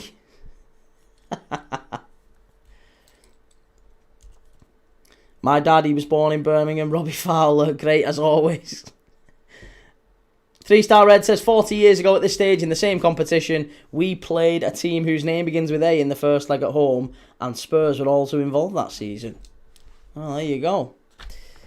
Zubairu, Key, I'm a United fan, but I love your content. It doesn't matter who you support, mate. I'm really glad you're here. Thank you so much for coming in and saying that, and I hope you stick around and chat with us all. We're doing a quiz at the moment. Gibbs White is in the quiz. We are doing the top 20... Was it top 20 or top 25?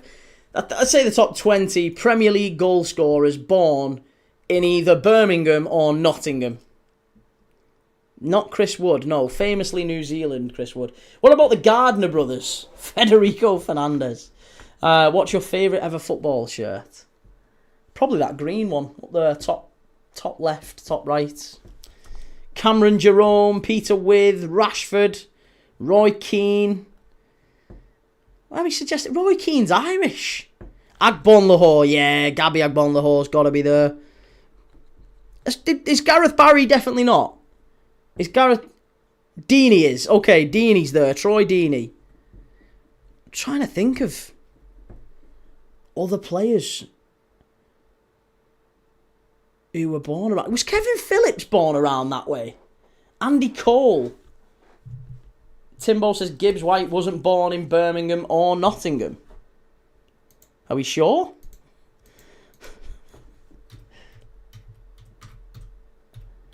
I'm assuming there's some sort of a radius allowance. Gibbs White was born in Stafford, which is Stoke-on-Trent, north of Wolverhampton, and 24 miles northwest of Birmingham. Maybe it's within a 25-mile radius. Maybe we'll give him that. We'll grant him that. Ashley Young, not Barry. Wilson, Carrick, Ashley Young, Grealish we've already got. Steve Stone. Yeah, Steve Stone's not a bad shout. Steve Stone. Oh, Stuart Pearce was Essex, wasn't he? Stuart Pearce was Essex and joined Forest later. Here's the Crystal Palace goal early on. Mateta played it through. Sarr, what a finish. Great play that from Palace. Let's call it the Midlands. Yeah, broaden our horizons. Anyone born in the Midlands. Andy Cole has to be into Swifty. By that logic, I would assume Heskey is then. Maybe Heskey as well. Steve Chettle. Yeah, Chettle. There's another one. I'm really struggling with this.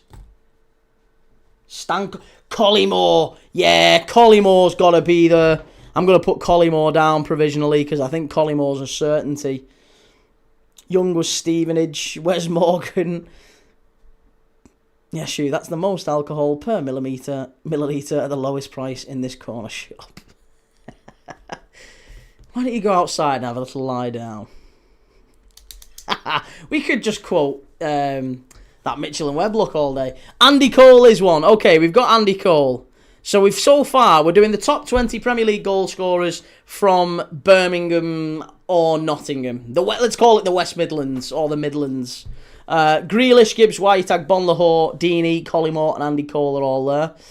Bob Latchford, fabulous player, but I don't think he was Premier League. Fuck's sake, Collymore's also Staffordshire. It's Midlands! It's got to be Midlands. Chris Sutton, definitely. Well, if Chris Sutton's born in the Midlands, then yeah, Chris Sutton. John Stones was born in Barnsley. That's Yorkshire. I don't know how big the I don't know how big the radius is. What the capture area is. Are we the baddies? Oh.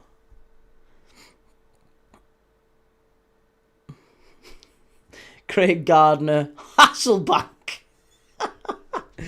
Hasselbank, famously born in the Midlands. Crouch was born 55 miles away, so I'm saying Crouch. Mikel Forsell, yeah. That Finnish part of the West Midlands. Jermaine Genus is not a terrible shout. Oh no, he was Ipswich. Jermaine Genus was Ipswich. I've never seen Peep Show and I need to watch it. I've never seen Peep Show and I love the Mitchell and Webb look. Yeah, I can quote Mitchell and Webb's look back. I've never seen Peep Show. So it's less than 55 miles. Right, we've narrowed it down. Here we go. Aaron Lennon. Genus is one. Jermaine Genus was bloody Ipswich, wasn't he?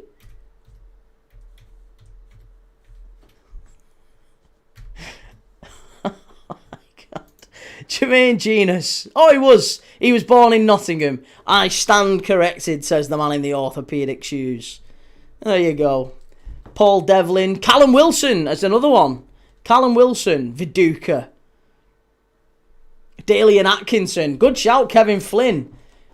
Daly and Atkinson would be, I think. James Maddison. Is Jake Livermore Midlands? He might well be. Daniel Sturridge is. Daniel Sturridge definitely is. Yeah, Daniel Sturridge is for sure. For shoresies. For show.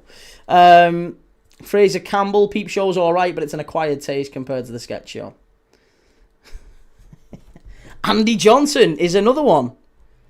Yeah, he came through Birmingham, didn't he? I remember Andy Johnson taking a penalty against Liverpool in a League Cup final for Birmingham. In the same game, Darren Purse did as well. Sturridge is there. Cameron Jerome is not a bad shout. Morgan Rogers. No, Morgan Rogers was City, wasn't he? Morgan Rogers was City and then Middlesbrough and then, yeah. Cameron Jerome is there. So far, we're doing the top 20 Premier League goal scorers in any order that were born in either Birmingham or Nottingham. We've got Grealish, Gibbs White, Agbonlahor, Deeney, Collymore, Andy Cole, Chris Sutton, Jermaine Genus, Callum Wilson, Daniel Sturridge, Andy Johnson, Cameron Jerome. Not Savage. John Salako, not a bad shout.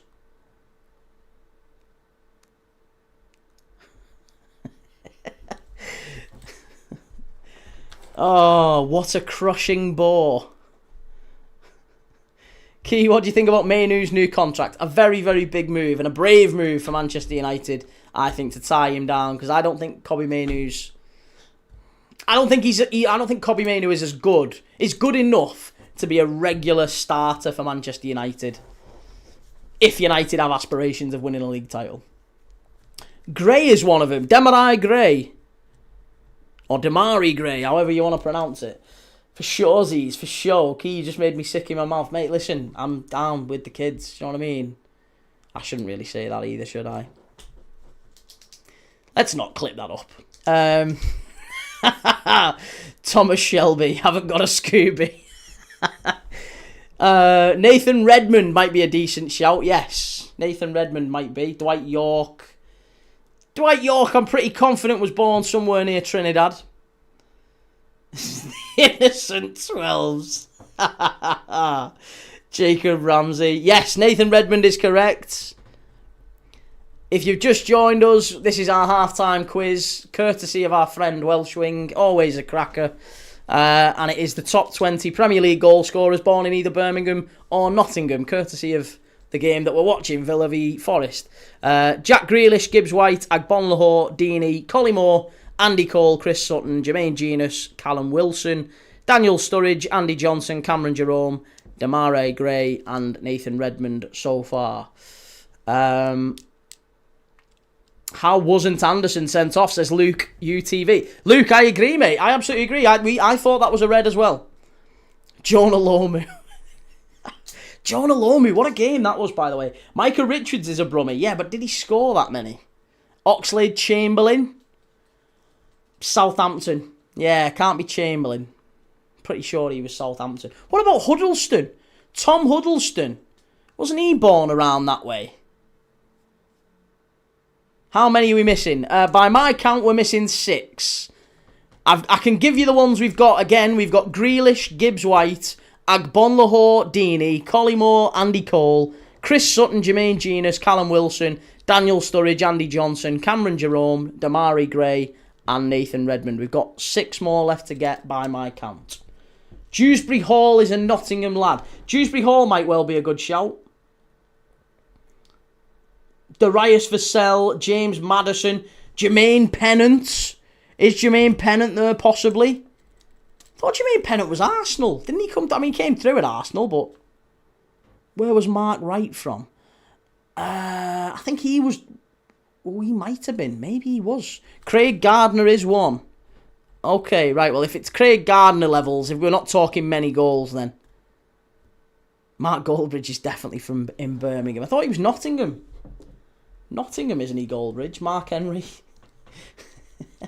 Dewsbury Hall, Pennant, and McGoldrick. Could McGoldrick be there? Harvey Barnes was... He came through the Leicester Academy. Yeah, he might be. Gary McSheffrey. Dewsbury Hall just outside the top 20 on this list. Not scored enough. Gary McSheffrey. What a name that is. He didn't come through at Arsenal. They paid us $2 million for Pennant. He's a Meadows lad. Hey, I stand corrected. Hey, I'm sorry. Got it completely wrong. We signed him from Notts County. Zesh Raymond. Where was Zesh Raymond? Wasn't Zesh Raymond? Was he Iranian? Or was he? I think he was one of the few Premier League players from Pakistan. Actually, Zesh Raymond. I think he was. I think he was from Pakistan. Wes Morgan, Huddleston. Is Pennant right? Tom Huddleston, Maddison, Bellingham. No, never played in the Prem. Still waiting on Welshwing to confirm these final 5. And we're off for the second half in a couple of minutes. Maddison was born in Coventry, so that's not close enough. Brennan Johnson is Welsh, but he was born in Nottingham, so it could be Brennan Johnson. Could it be Brennan Johnson? We've got Deeney. Wood is Forest's top scorer, so he counts if you ask me. Huddleston is one. Okay, Tom Huddleston is one. So we've got 4 left to get, and we're out. The players are out for kickoff, so we need to get a wriggle on. Give us some final ones. Micah Richards, Lee Carsley had a couple of bangers in him. Brennan Johnson is one. Yeah, well done, Brennan Johnson. So we've got 3 left to get. Who else? Off topic, but is Wood the only player to be the all-time top scorer for 2 Prem sides? Is he actually? Oh, that's a great quiz question. Jamie Vardy. Jamie Vardy came through it. Was he Fleetwood? He might well be, actually. Vardy could be. Right, we're off for the second half here at the City Ground. The quiz will just about run over. Vardy is born in Sheffield. Burnley and Forest, isn't he? Yeah, he could well be.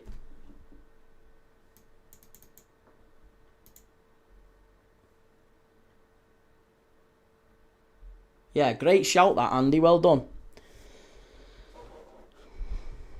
We need 3 more. You might have to give them to us here, Welshwing. I think we're gonna be running out. We'll be guessing till the end of the game. Lee Carsley is correct. Well done. Lee Carsley's right. So we need 2 more. Second half's kicked off. Let's tell us the last 2. Who's the final 2? Forest. Oh, over to the far side, and Martinez claims it. Who was the final 2 that we're missing?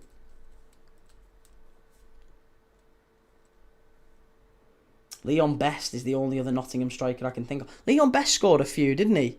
Not that many. Remaining 2 were Jacob Murphy and Lee Hendry. Oh, Lee Hendry, of course. How didn't we get Lee Hendry? He's the most brummy-sounding man on Sky Sports, that fella. Lee Hendry. Well, there you go. Thank you very much, mate. That was a very good quiz. Always a good thinker. I would never have got those.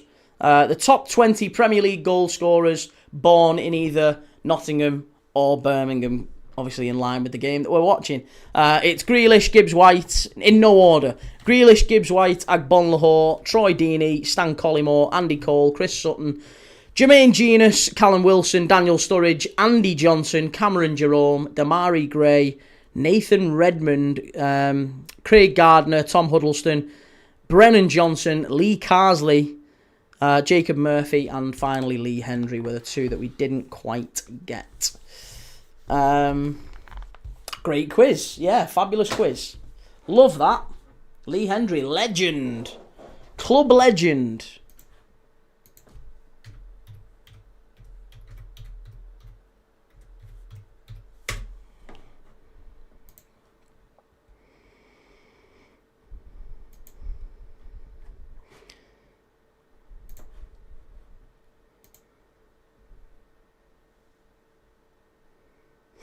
Twisted, not going to lie, that's the worst list I've ever heard, but it's a great quiz. Do you know what we should do? Do you know what we should have? We should have like a... I wonder if at some point, if in the future, if the channel ever gets to a point where I can do something outlandish, like Mr. Beast level, we could hire like one of them rooms. Do you know where like it's like an audio booth and they're just sat there listening to music while we're doing the quiz?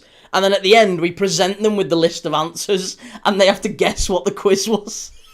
That'd be fascinating. That won't be even better that'd be more entertaining than the actual quiz sometimes. But if you gave them a list, this is the list of players. What quiz were we doing? I'm not sure what you'd give on that one. What's the connection? U7, what are we doing? We're watching Forest and Villa. We've just done our half-time quiz, mate. But thank you as always, Welshwing. Always appreciated, mate. Putting me to shame. Down the right-hand side here for Villa. Watkins, laid off to the edge. Onana, good opportunity for a shot. He wound up, but he didn't go for it. Morgan Rogers, great run in the area. Ball pulled back. Cleared away by Forest. Mr. Beast is going to steal that. If Mr. Beast starts doing watch-alongs, I'm going to be raging. Absolutely raging. Shakhtar have equalised. Right. Which now means that... And I just need goals in this one. And the Rio and Strasbourg game. Both teams to score in both games, please. Any chance? Key Mr. Beast levels would buy Arsenal and sack Arteta. I would not. I'd give him a lifetime contract. Trying to be like Mr. Beast comes with complications. Mr. Beast level, mate, you'd run YouTube and have a shit ton of lawsuits on top of it. Yeah, probably for some of the things we've said on here over time. I mean, I've not said anything that questionable, but just, things that, if clipped post-live, would look, in isolation, rather questionable. When we did the, what was the top drink sold in the UK last year or something like that? It was that quiz, and one of them was Innocent at number 12. Something like that. I can't remember what we said.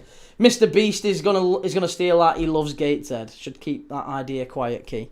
Listen, they can replicate some things. They can't replicate the energy and the community we've got here. They can't take that away from us. I'm not sure if they'd want it. Interested to know, who do you think will be the top three players in the Premier League right now that have been serving their club for the longest? Ooh, I got all three, but it isn't easy. The 3 players in the Premier League right now that have been serving their club for the longest. I would imagine one will be Joe Gomez. Amari Hutchinson's just gone off. Joe Gomez would be one, because he's been there since before Jurgen Klopp. So Joe Gomez would be one. Lewis Dunk, I would imagine, would be 2. Lewis Dunk, I think, would be 2.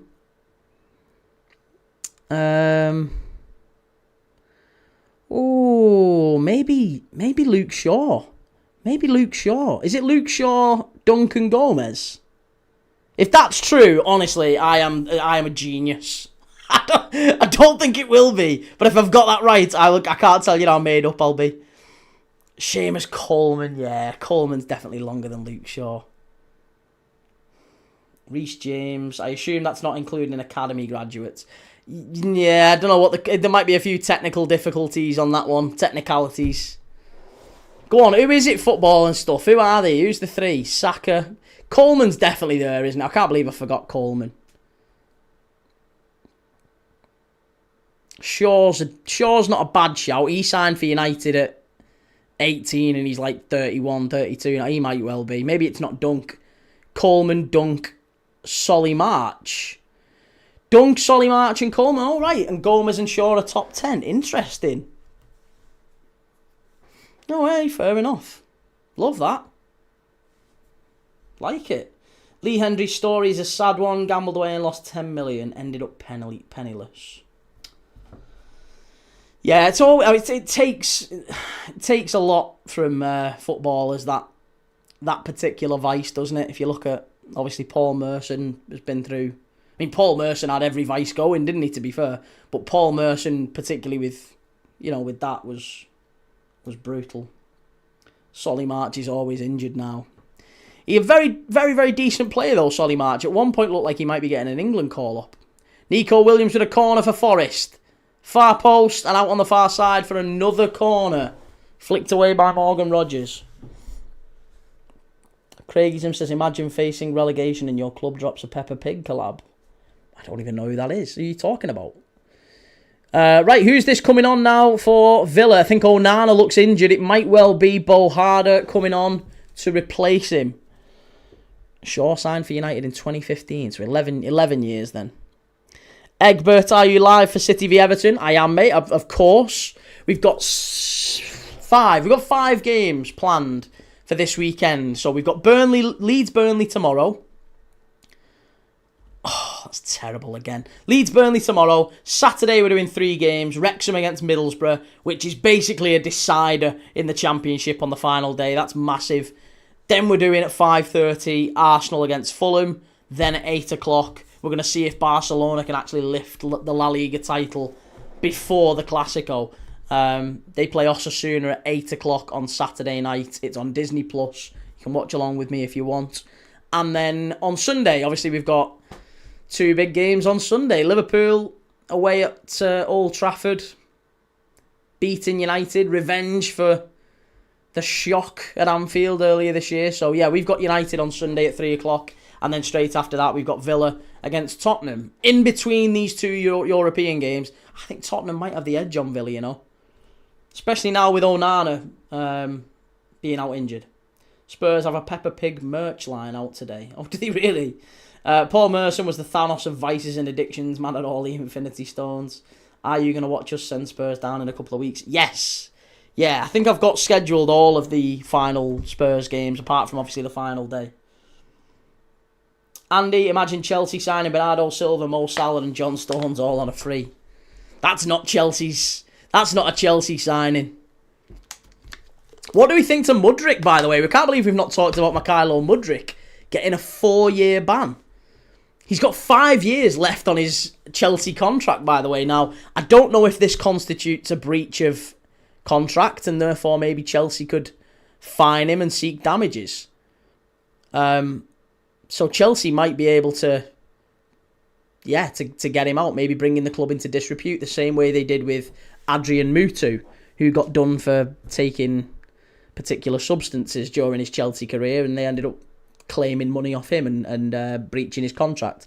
So it might be the same with Mudryk, if they can demonstrate that he knowingly took something he shouldn't have done.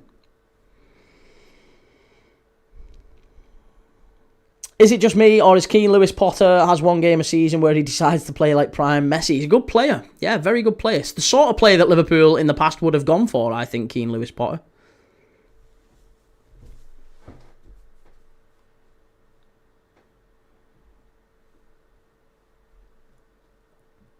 Bring on United, you're not beating us, my dude. Timbo says that 4-year ban makes him easily the worst signing in Premier League history now. Yeah, he's close. Martinez very nearly putting Villa in trouble. He's going to run it very close, isn't he? 100 million quid.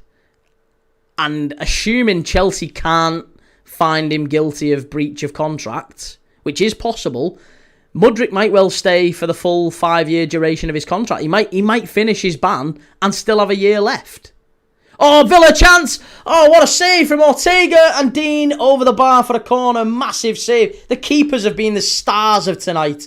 Martinez with a big save. Ortega with a couple of big saves. Now, that one was so important. As the ball gets played in here, I thought Watkins was offside, but terrible from Milenkovic. Just drops far too deep. Morgan Rogers plays it in. Watkins gets a toe on it, and it kind of just hits Ortega. It's not even really a save, is it? Hits his knee. So glad Chelsea stole that signing from Arsenal. We went for Trossard after that, and he was worth every penny. And LJ says, remember what I said about United and Liverpool drawing? You did, yes. We'll remember it. We'll talk about it, I'm sure. Joe Key takes performance enhancers to watch Arsenal so he stays awake.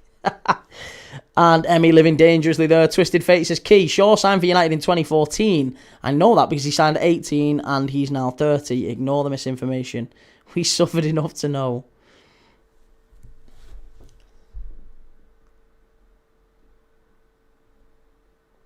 To be fair, I think if you're on scoring goals, that's a worse reflection on the defenders than Mutu. Is he not in breach by doping, though? Well, again, it's a funny one, isn't it? Because just because you've got that substance in your system doesn't necessarily mean that you knowingly took it. Colo Torre, for example, argued, didn't he, that he took his wife's diet pills and didn't realise... Oh, no, it was not Bukayo Saka.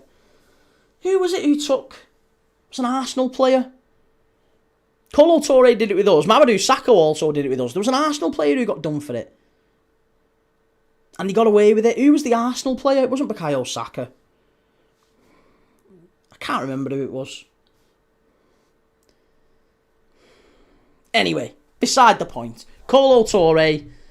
We'll even use the Mamadou Sakho one as well. Mamadou Sakho, I think, was his diet pills related. But they argued that the club, their international team gave it to them. The international doctors gave it to them. And that's Mudryk's argument as well, that he didn't knowingly take it. He didn't know it was, like, illegal. He took the what his Ukrainian doctor prescribed him.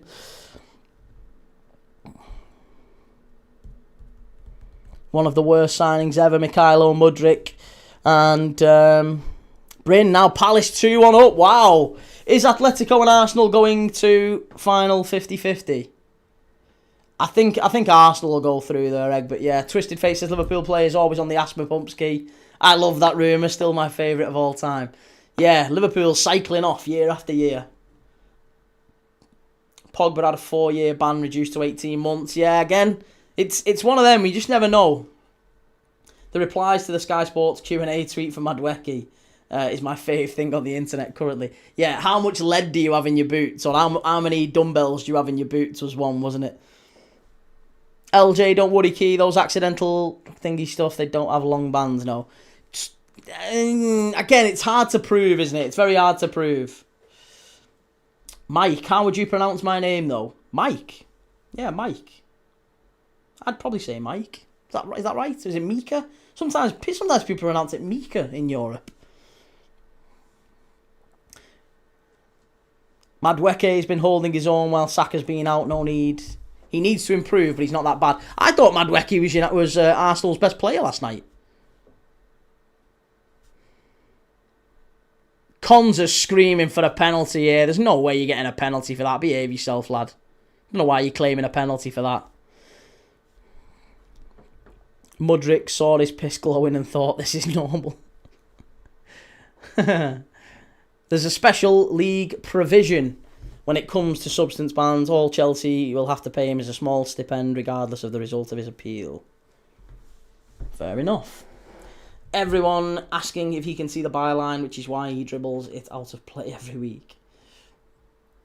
I prefer to be addressed by my full ma. By your full ma? Fair enough. If your ma wants to address you, then she can.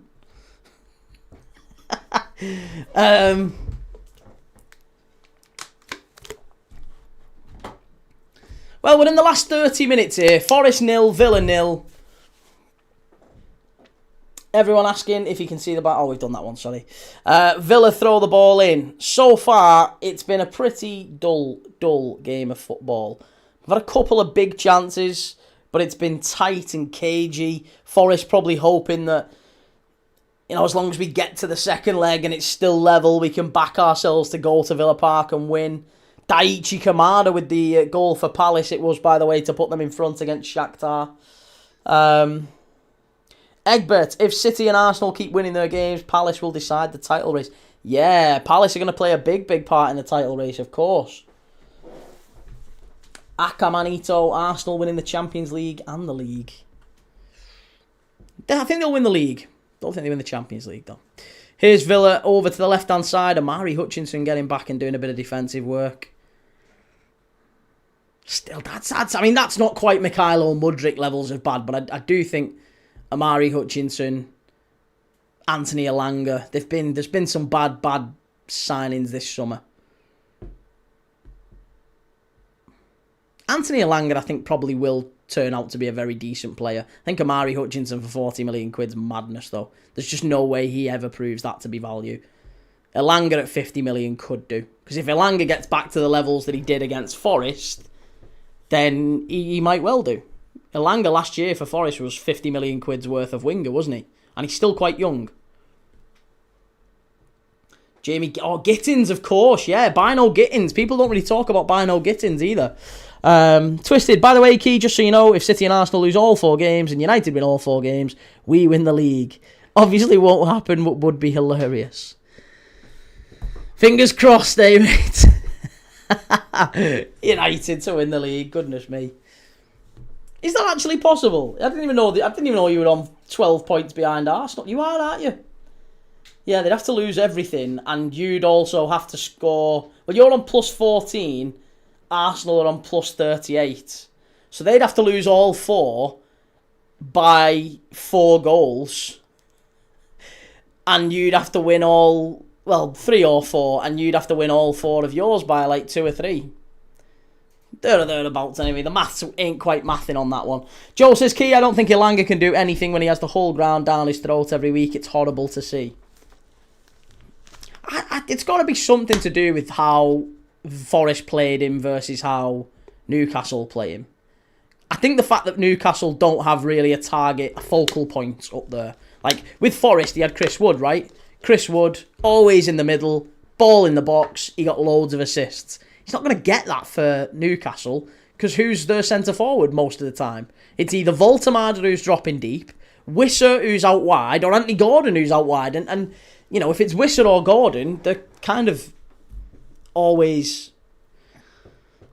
They're a little bit short, aren't they? They're not quite Chris Wood. You need like a Dominic Calvert-Lewin in the area. I think if Newcastle had Calvert-Lewin, Elanga might have been a bit better this year. Here's Elliot Anderson. What a ball in that is. Good claim from Martinez. Timbo could just name most Chelsea signings. Yeah. Fofana, Guiu, some bad... I still don't know Hato. I don't know how good Hato is going to prove to be honest. Coventry linked with signing Mason Mount. Well, Mason Mount has come out today, hasn't he, and said that the target for Man United next year is to win the title. What do we make of that? Oh, what a ball that is. Villa down the right-hand side. Big chance this one. Cash. Oh, Watkins. Unlucky. Good defending from Forest. Calvert-Lewin is more of a question than an answer. Elanga had a crazy good chemistry with the players at Forest. Yeah, he worked really well with both the fullbacks. He used to play both sides, didn't he? So whether it was Olaina or Nico Williams, he always had a pretty good connection with the fullback and overlapping and stuff like that.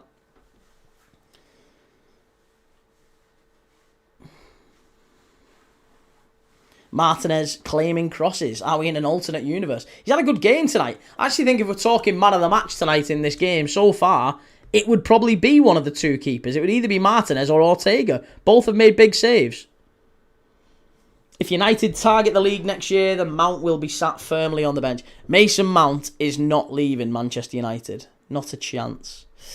Egbert says, Key, can you name 3 African players that you wished played for your club? Are we talking all time or are we talking like now? All time, 3 African players that I wish played for Liverpool. Yaya Toure, Michael Essien, Samuel Eto'o. Yeah. Yaya Toure, Michael Essien, Samuel Eto'o. Loved all 3 of them. Even though Samuel Eto'o was a bit of a divvy. Corner kick, is he? No, offside.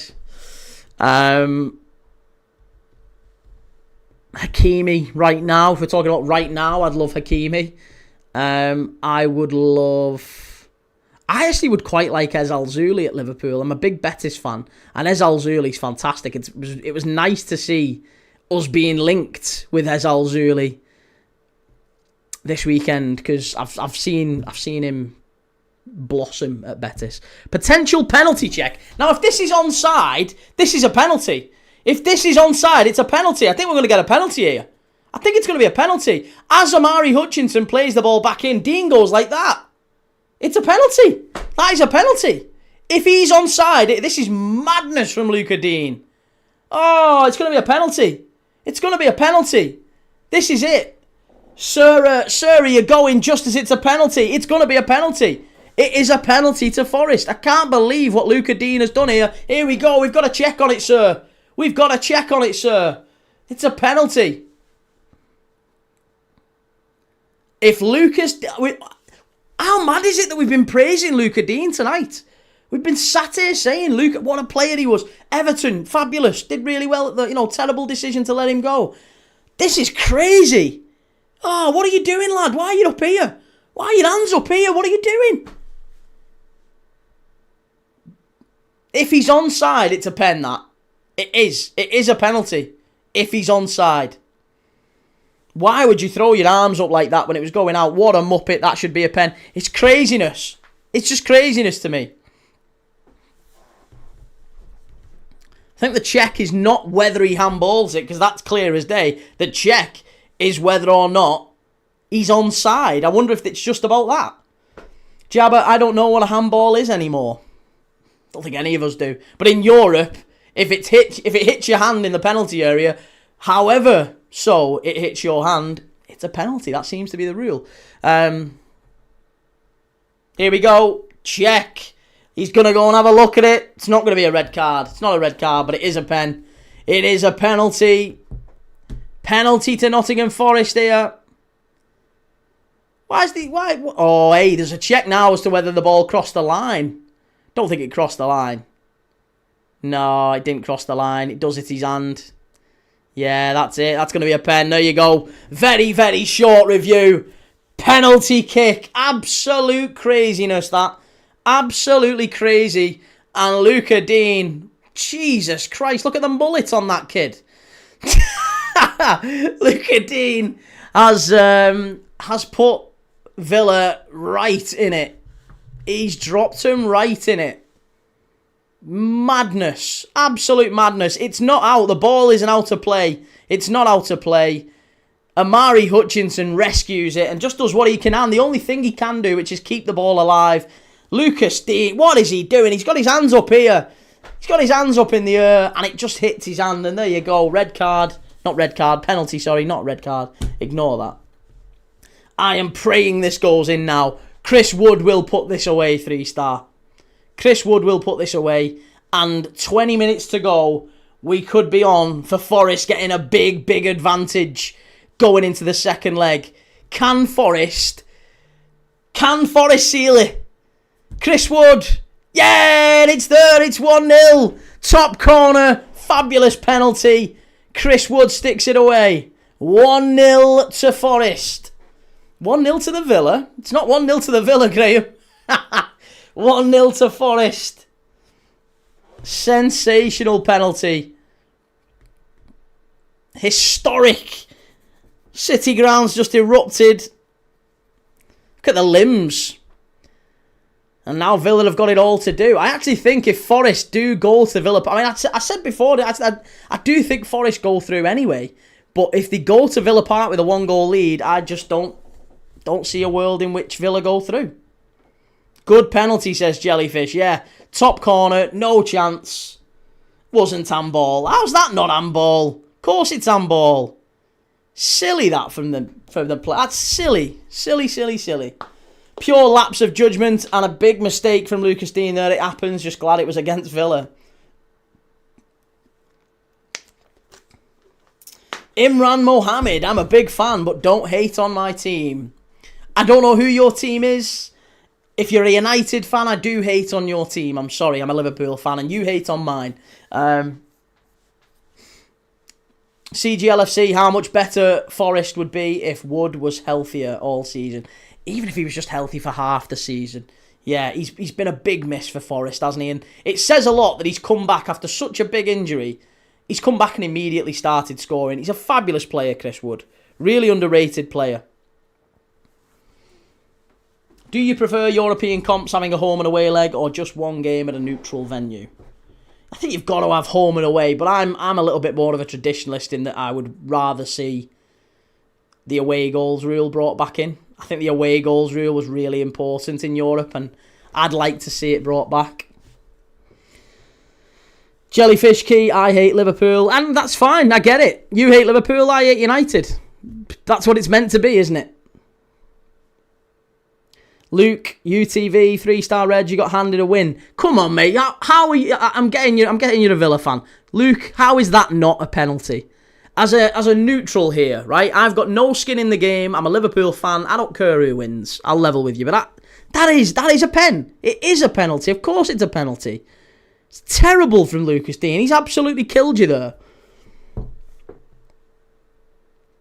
Harry Sinclair, hey Key, what's it been like? I was at work, have been recording it. Is it worth watching it back?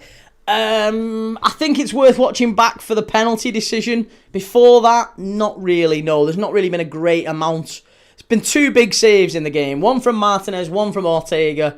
Other than that, not really an awful lot going on. It's been a pretty drab game until a penalty decision, a big mistake from Lucas Dean.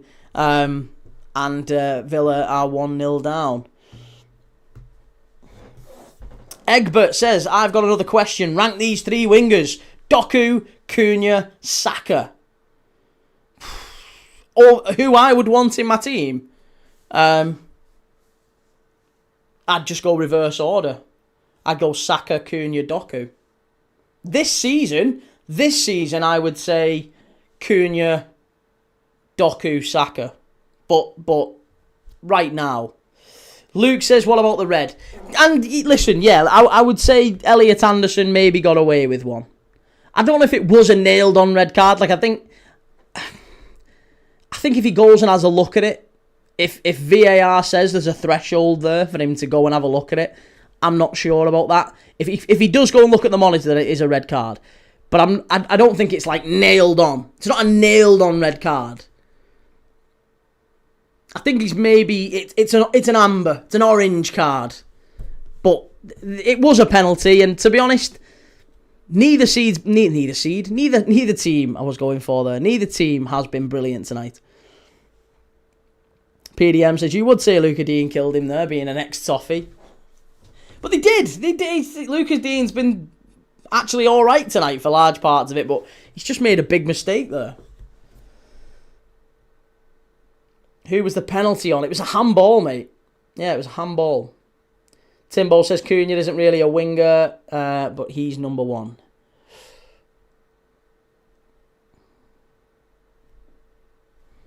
I've never watched a full match that wasn't on live. Do people actually watch full games? Well, like analysts and stuff do. And do you know what? I did find that funny. There's a big prominent Everton fan channel. And this is not a criticism of, by the way, because I watch a lot of their stuff. Not Toffee TV. Blue Boys Network, Everton fan channel. Great channel. Go and check them out. Nice guys, right? But I did think it was peculiar that they missed a big game for Everton in the race for Europe. Yeah, one of them went down to watch it, and one of them was like, oh yeah, I just didn't catch the game. I watched it the day after. And I was a bit like, oh, that's surprising. I've never seen that before. I've never seen a fan do that of their club. It's not a criticism, I've just never seen it. I'm like you, mate. I've never known anyone to do that. Certainly not for their club. Maybe, like, if you miss the Champions League final because you work nights, you might think, oh, don't tell me the result. I'm going to get home and watch it with a takeaway or whatever. Fair enough. But your team, I don't know.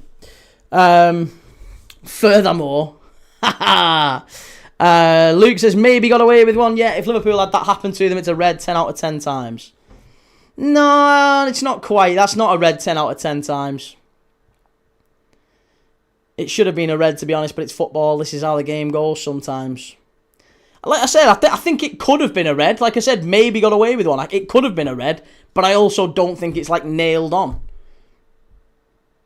Ian Martin coming on, Jadon Sancho coming on, Douglas Luiz coming on, ex-Nottingham, played for Nottingham Forest earlier this season, didn't he? Bruno Fernando Tate, hi to the house. Is a F and the guy who what? That JJ and I don't even know what that means, Chief. Imran, you can't hate if my captain breaks the record. There's absolutely no way Bruno Fernandes will, even if he breaks the record, will be considered one of the best ever in Premier League history. Mesut Ozil. He'll be remembered like Mesut Ozil. A flawed, creative player. Oh, naughty from Tielemans and a yellow card. That was a little bit naughty. Egbert this season, Cunha, Doku, Saka. All-time Saka, Doku, Cunha, in my opinion. Joe, key do you watch through black and white eyes? Daddy-o, 11 out of 10 if it's Liverpool. Tielemans has just been booked. We're in the last 15 minutes here. And looking at the other games, by the way, it's 1-0 to Rayo. Strasbourg need to get a goal there. And if Villa get a goal here and Strasbourg get a goal, I've won myself a couple of hundred. Luke, even if we lose this game, at least we still had a better season than the team that spent 500 million this summer to not make champs. To not make champs. Luke, we're above you. Luke, why are you getting all bitter and defensive now, Luke? Come on. Don't be like that, mate. You're better than that. You don't need to get like that. You don't need to get like that. That's not very nice, that, mate. And we're above you, lads. For what it's worth. Jabba says, John goes to every match, including the away ones. Mike doesn't live in Merseyside, so he doesn't always catch all the matches. No, and I always thought that he watched the games, though, as they happened. It's certainly not a dig. Like I say, I really like Blue Boys Network. I watch a lot of their stuff. It just surprised me. Jabba says, Premier League Dad is my third favourite Toffee channel. Joe says, Key, that was actual question. They're a fan channel. Oh, is it? Sorry. Black and white eyes. Through black and white eyes. I've never seen it. Never even heard of it. And do you know what? I'm still new to this space. I'm still only 12 months in. And when people say, Key, do you watch this? And I say, no, I've never heard of it. That's like a dig, isn't it, in this space? And I really don't mean it to be. There's a lot of fantastic channels, and that's on me more than them. I will look it up, though. Now that we've said it, let's promote them. Let's go and check them out. I will have a look. Luke says, yeah, above us with a £2 billion team. Lad, you've got a bigger wage bill than we have. What are you talking about? You've got a bigger wage bill than we have. In wages to turnovers crippling you. You're going to have to sell all your best players again this summer. Lewis Cornock, one of the best football channels about. What's that? The black and through black and white eyes, is that?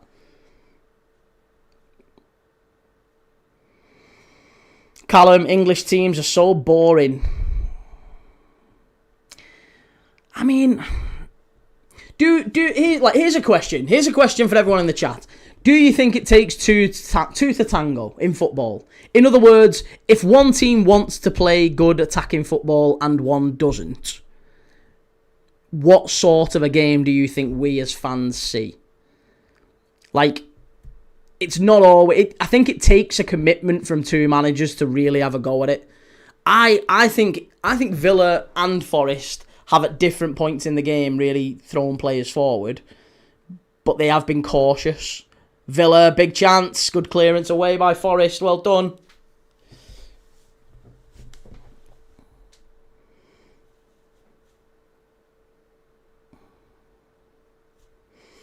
Graham Harris, it's only a game in the end. Well, yeah.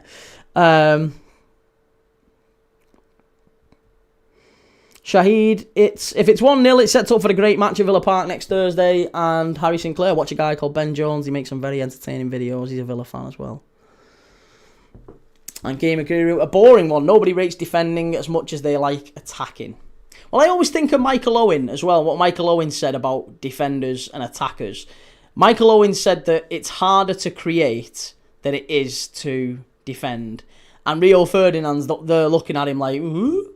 What do you mean? And Michael Owen's like, well, if you asked me to build a house, I'd struggle. But if you asked me to knock one down, I reckon I could. And it's the same sort of thing in football, isn't it? Like, a defender's job is, yes, it's to read the game, but ultimately it's to kick the ball away, it's to head away. Where it goes is largely inconsequential. Whereas for an attacker, you've got to break down a team that's set up resolute to defend in a lot of cases. So yeah, I think that's why we do focus a little bit more on attackers than defenders. What a bit of run that is from Gibbs White if you can keep it in. Oh, brilliant from Gibbs White. Here's Elliot Anderson. I do think he's underrated, by the way. I would like to see Gibbs White. I'd like Gibbs White at Liverpool. If Forest go down, or... What a run this is. Gibbs White and Anderson. Sensational play. Oh, that was fabulous. If that had gone in, that would have been brilliant. Just for fun, what's the score, please? It's 1-0 to Nottingham Forest. 83 minutes on the clock. Imran, I guarantee we beat you on Sunday. Well, I'll tell you one thing, Imran. I'll be here whether we win, lose or draw. I don't know if you will. Because I think if Liverpool win, I suspect a lot of these United fans might just disappear. They might just scuttle off. There's a lot of United fans who were very confident they'd be in the Champions League this season after that Europa League final. And I said, no chance, I think Spurs beat you. And I've not heard from a lot of them United fans since, until the sort of back end of this season when Michael Carrick came in. They tend to disappear for large periods. Brendan, it takes two if both teams are committed to attacking football. 9 times out of 10, it'll be a good game. One defensive team and one attacking team. A lot depends how well the attacking team plays. That's true, yeah. It's all down to efficiencies, isn't it? Small margins in a lot of cases. Jabba, that run got the fans on their feet. It was great. That was lovely to see. That was Forest at their absolute best, with their two best players, in my opinion, playing at their peak. Elliot Anderson and Morgan Gibbs-White playing with a bit of a swagger. Maybe after that Sunderland performance, they've got a bit of confidence. It's nice to see. Gamer Guru, only Owen would come up with that nonsense. Defenders do more than that. They have to mark position and a lot more to stop attackers. I don't think he was diminishing what defenders do, more that he was saying that it's harder to... He was just saying that attackers generally, it's a harder job than defenders. I don't think he was necessarily saying it's dead easy to defend, just that it's harder to attack. Twisted Fate Key, I told you early in the season we'd get Champions League. You told me no chance. I still didn't think you would, and to be honest, yeah, you've only really secured it later. I don't know. You've done well. You've done well. But I think that was the minimum expectation, wasn't it? Going into this season with the amount of money United spent and the signings they got, I think United expected Champions League football. It's like a minimum expectation. PDM says, I do love his confidence, but in a derby game, anything can happen. I honestly believe it finishes United 2, Liverpool 2. I don't see us losing. I think a draw is infinitely possible. It's a derby, but I don't see us losing. Draw, yes. CGLFC 3-1 to Palace. Great result that for Palace. Still 1-0 Rayo. Still 1-1 between Braga and Freiburg in the other semi-final in the Europa League here.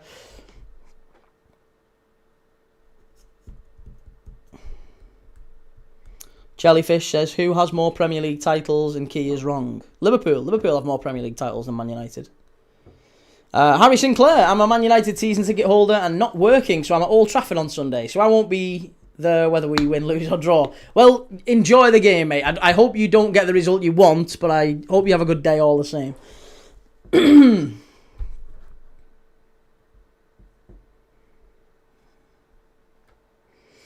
Hiller says, being a former coach, I love when a team are good defensively.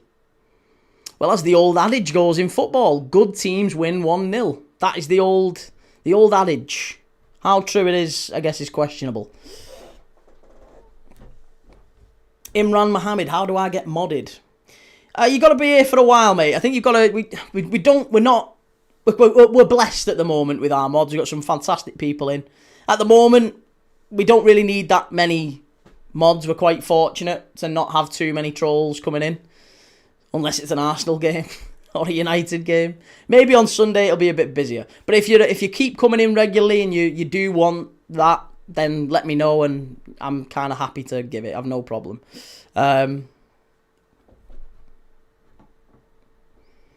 Life is good. You don't have more Prem titles than United. You won it twice. Yes, which is more than Manchester United. Man United haven't won a Premier League title. Come on. Come on.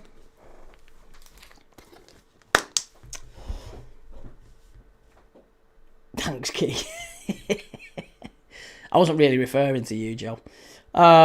Break limits going to TV apart from if you're Arsenal, right, Key? No, Arsenal fans can get it too. In fact, I think we've got Arsenal fans as mods. I don't know who all the mods are. I do know, well, of course I do, but I could, if you asked me to name them all, I think we've got a Chelsea fan, obviously we've got a Forest fan, we've got a Liverpool fan, we've got a Newcastle fan. I think we have got an Arsenal fan, I'm pretty sure. Is Reggie a mod? I can't remember if Reggie was a mod before he left. I mean, he's not left, he's just not been back for a few weeks. I don't know if he's been on holiday or whatever. But Reggie's a mod, I think. Is he? Can't remember. Give me the power, I'll ban everyone who isn't a Gooner, including me. Jellyfish, 13 Premier League titles, Key. No, not true. Not true. DC, think if Diallo had have scored, Mainu would have got his assist of the season contender. Yes. Yeah, that was a really good run from Mainu. Daniel Cunningham, Premier League was formed in 92, but Liverpool have more somehow. It's only been Premier League since 2016, mate. Check it, Google's free. If you want to play technical games, we can play technical games. It's only been the Premier League since 2016. Liverpool have 2 titles, Man United 0. There you go. Check it. Google's free.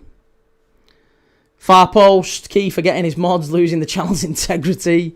Twisted Fate says, Key, can we stop doing this whole 13-2 title BS? I'm a United fan and love banter, but that's plain ignorant. It's 20 each. It is, yeah, that's my point. It's 20 each. They don't have more titles than us. If we want to play semantics and word games, I'm happy to play them.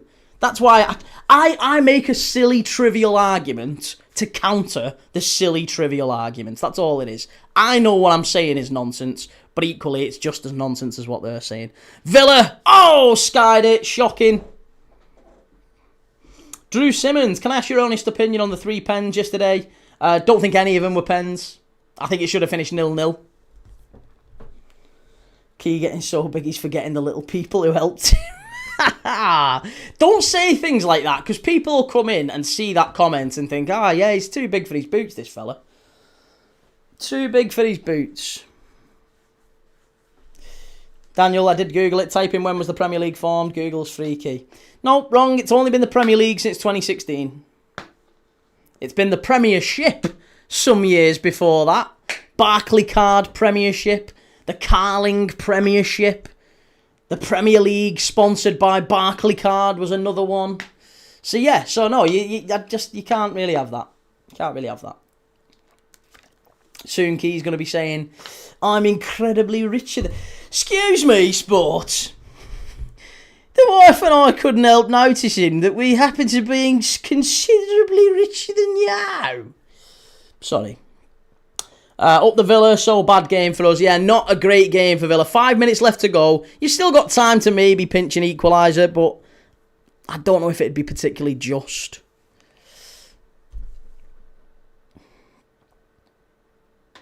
Daddy-O, well, they're doing the same thing now. It's level. They say Prem titles, not league titles. That's it. What are these United fanboys on about? Better part of 8 years, we battered them. Check some of the scorelines, bruvs. They've only beat us once in 10 years at Anfield, haven't they? Can't wait till Sunday, says Jay. Neither can I.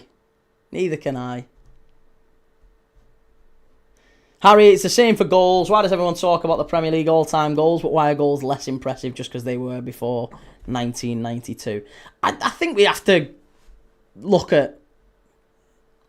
You do have to measure up how different the game was in the...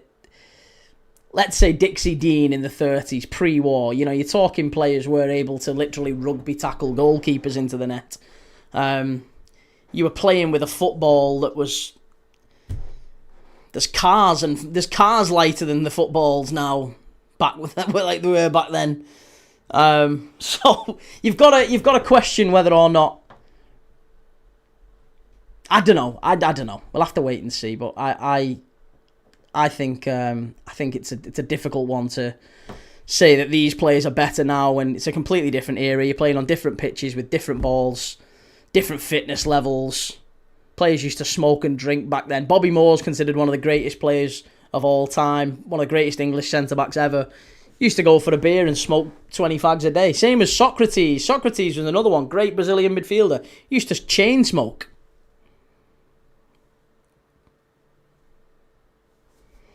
You need to do some wages, Keith. If Liverpool lose to Manchester United, you need to buy their shirt and wear it on the following stream. Well, that ain't happening. Counter debate. Quick hello, Key. Palace doing me proud. Great to see you, mate. And yeah, great result for Palace, that in Poland. 3-1, and that should really see them in the final, shouldn't it? And it looks like you're going to be facing Rayo at this moment in time. And Rayo, what a great side as well. That should be good fun. Imran says, I really like your background. Cheers, mate. Thank you. Football, a never-ending football.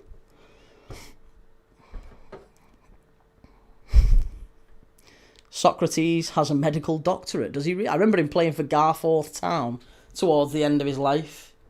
Jay says the disrespect, you didn't say George Best. And, well, Best as well. Yeah, George Best as well was a fabulous player, but again, you know, regularly turned up hungover and danced around a load of other players who were hungover, so... Could George Best play today? I'm sure he could. Would he be as good? Who knows? Maybe he'd be better. Maybe George Best would be better in a team of athletes and playing on a perfect pitch with a really light ball. Maybe he'd be better. Maybe he would never make the grade. Maybe he'd pass out in training with what these lads are being asked to do. Maybe he'd be put to shame by someone like, I don't know. I was just thinking of a modest Premier League attacking midfielder. Someone like Mason Mount. I don't know. Let's say Mason Mount. Maybe Mason Mount would be. Key, don't cut your hair till Liverpool win it 5 in a row. My hair's nowhere near that. I'm losing her. My hair's falling out. I haven't got... If I said I'm not cutting my hair, all you'd get is me looking like Screech from Saved by the Bell. It tends to grow out here, and not really all that much on top.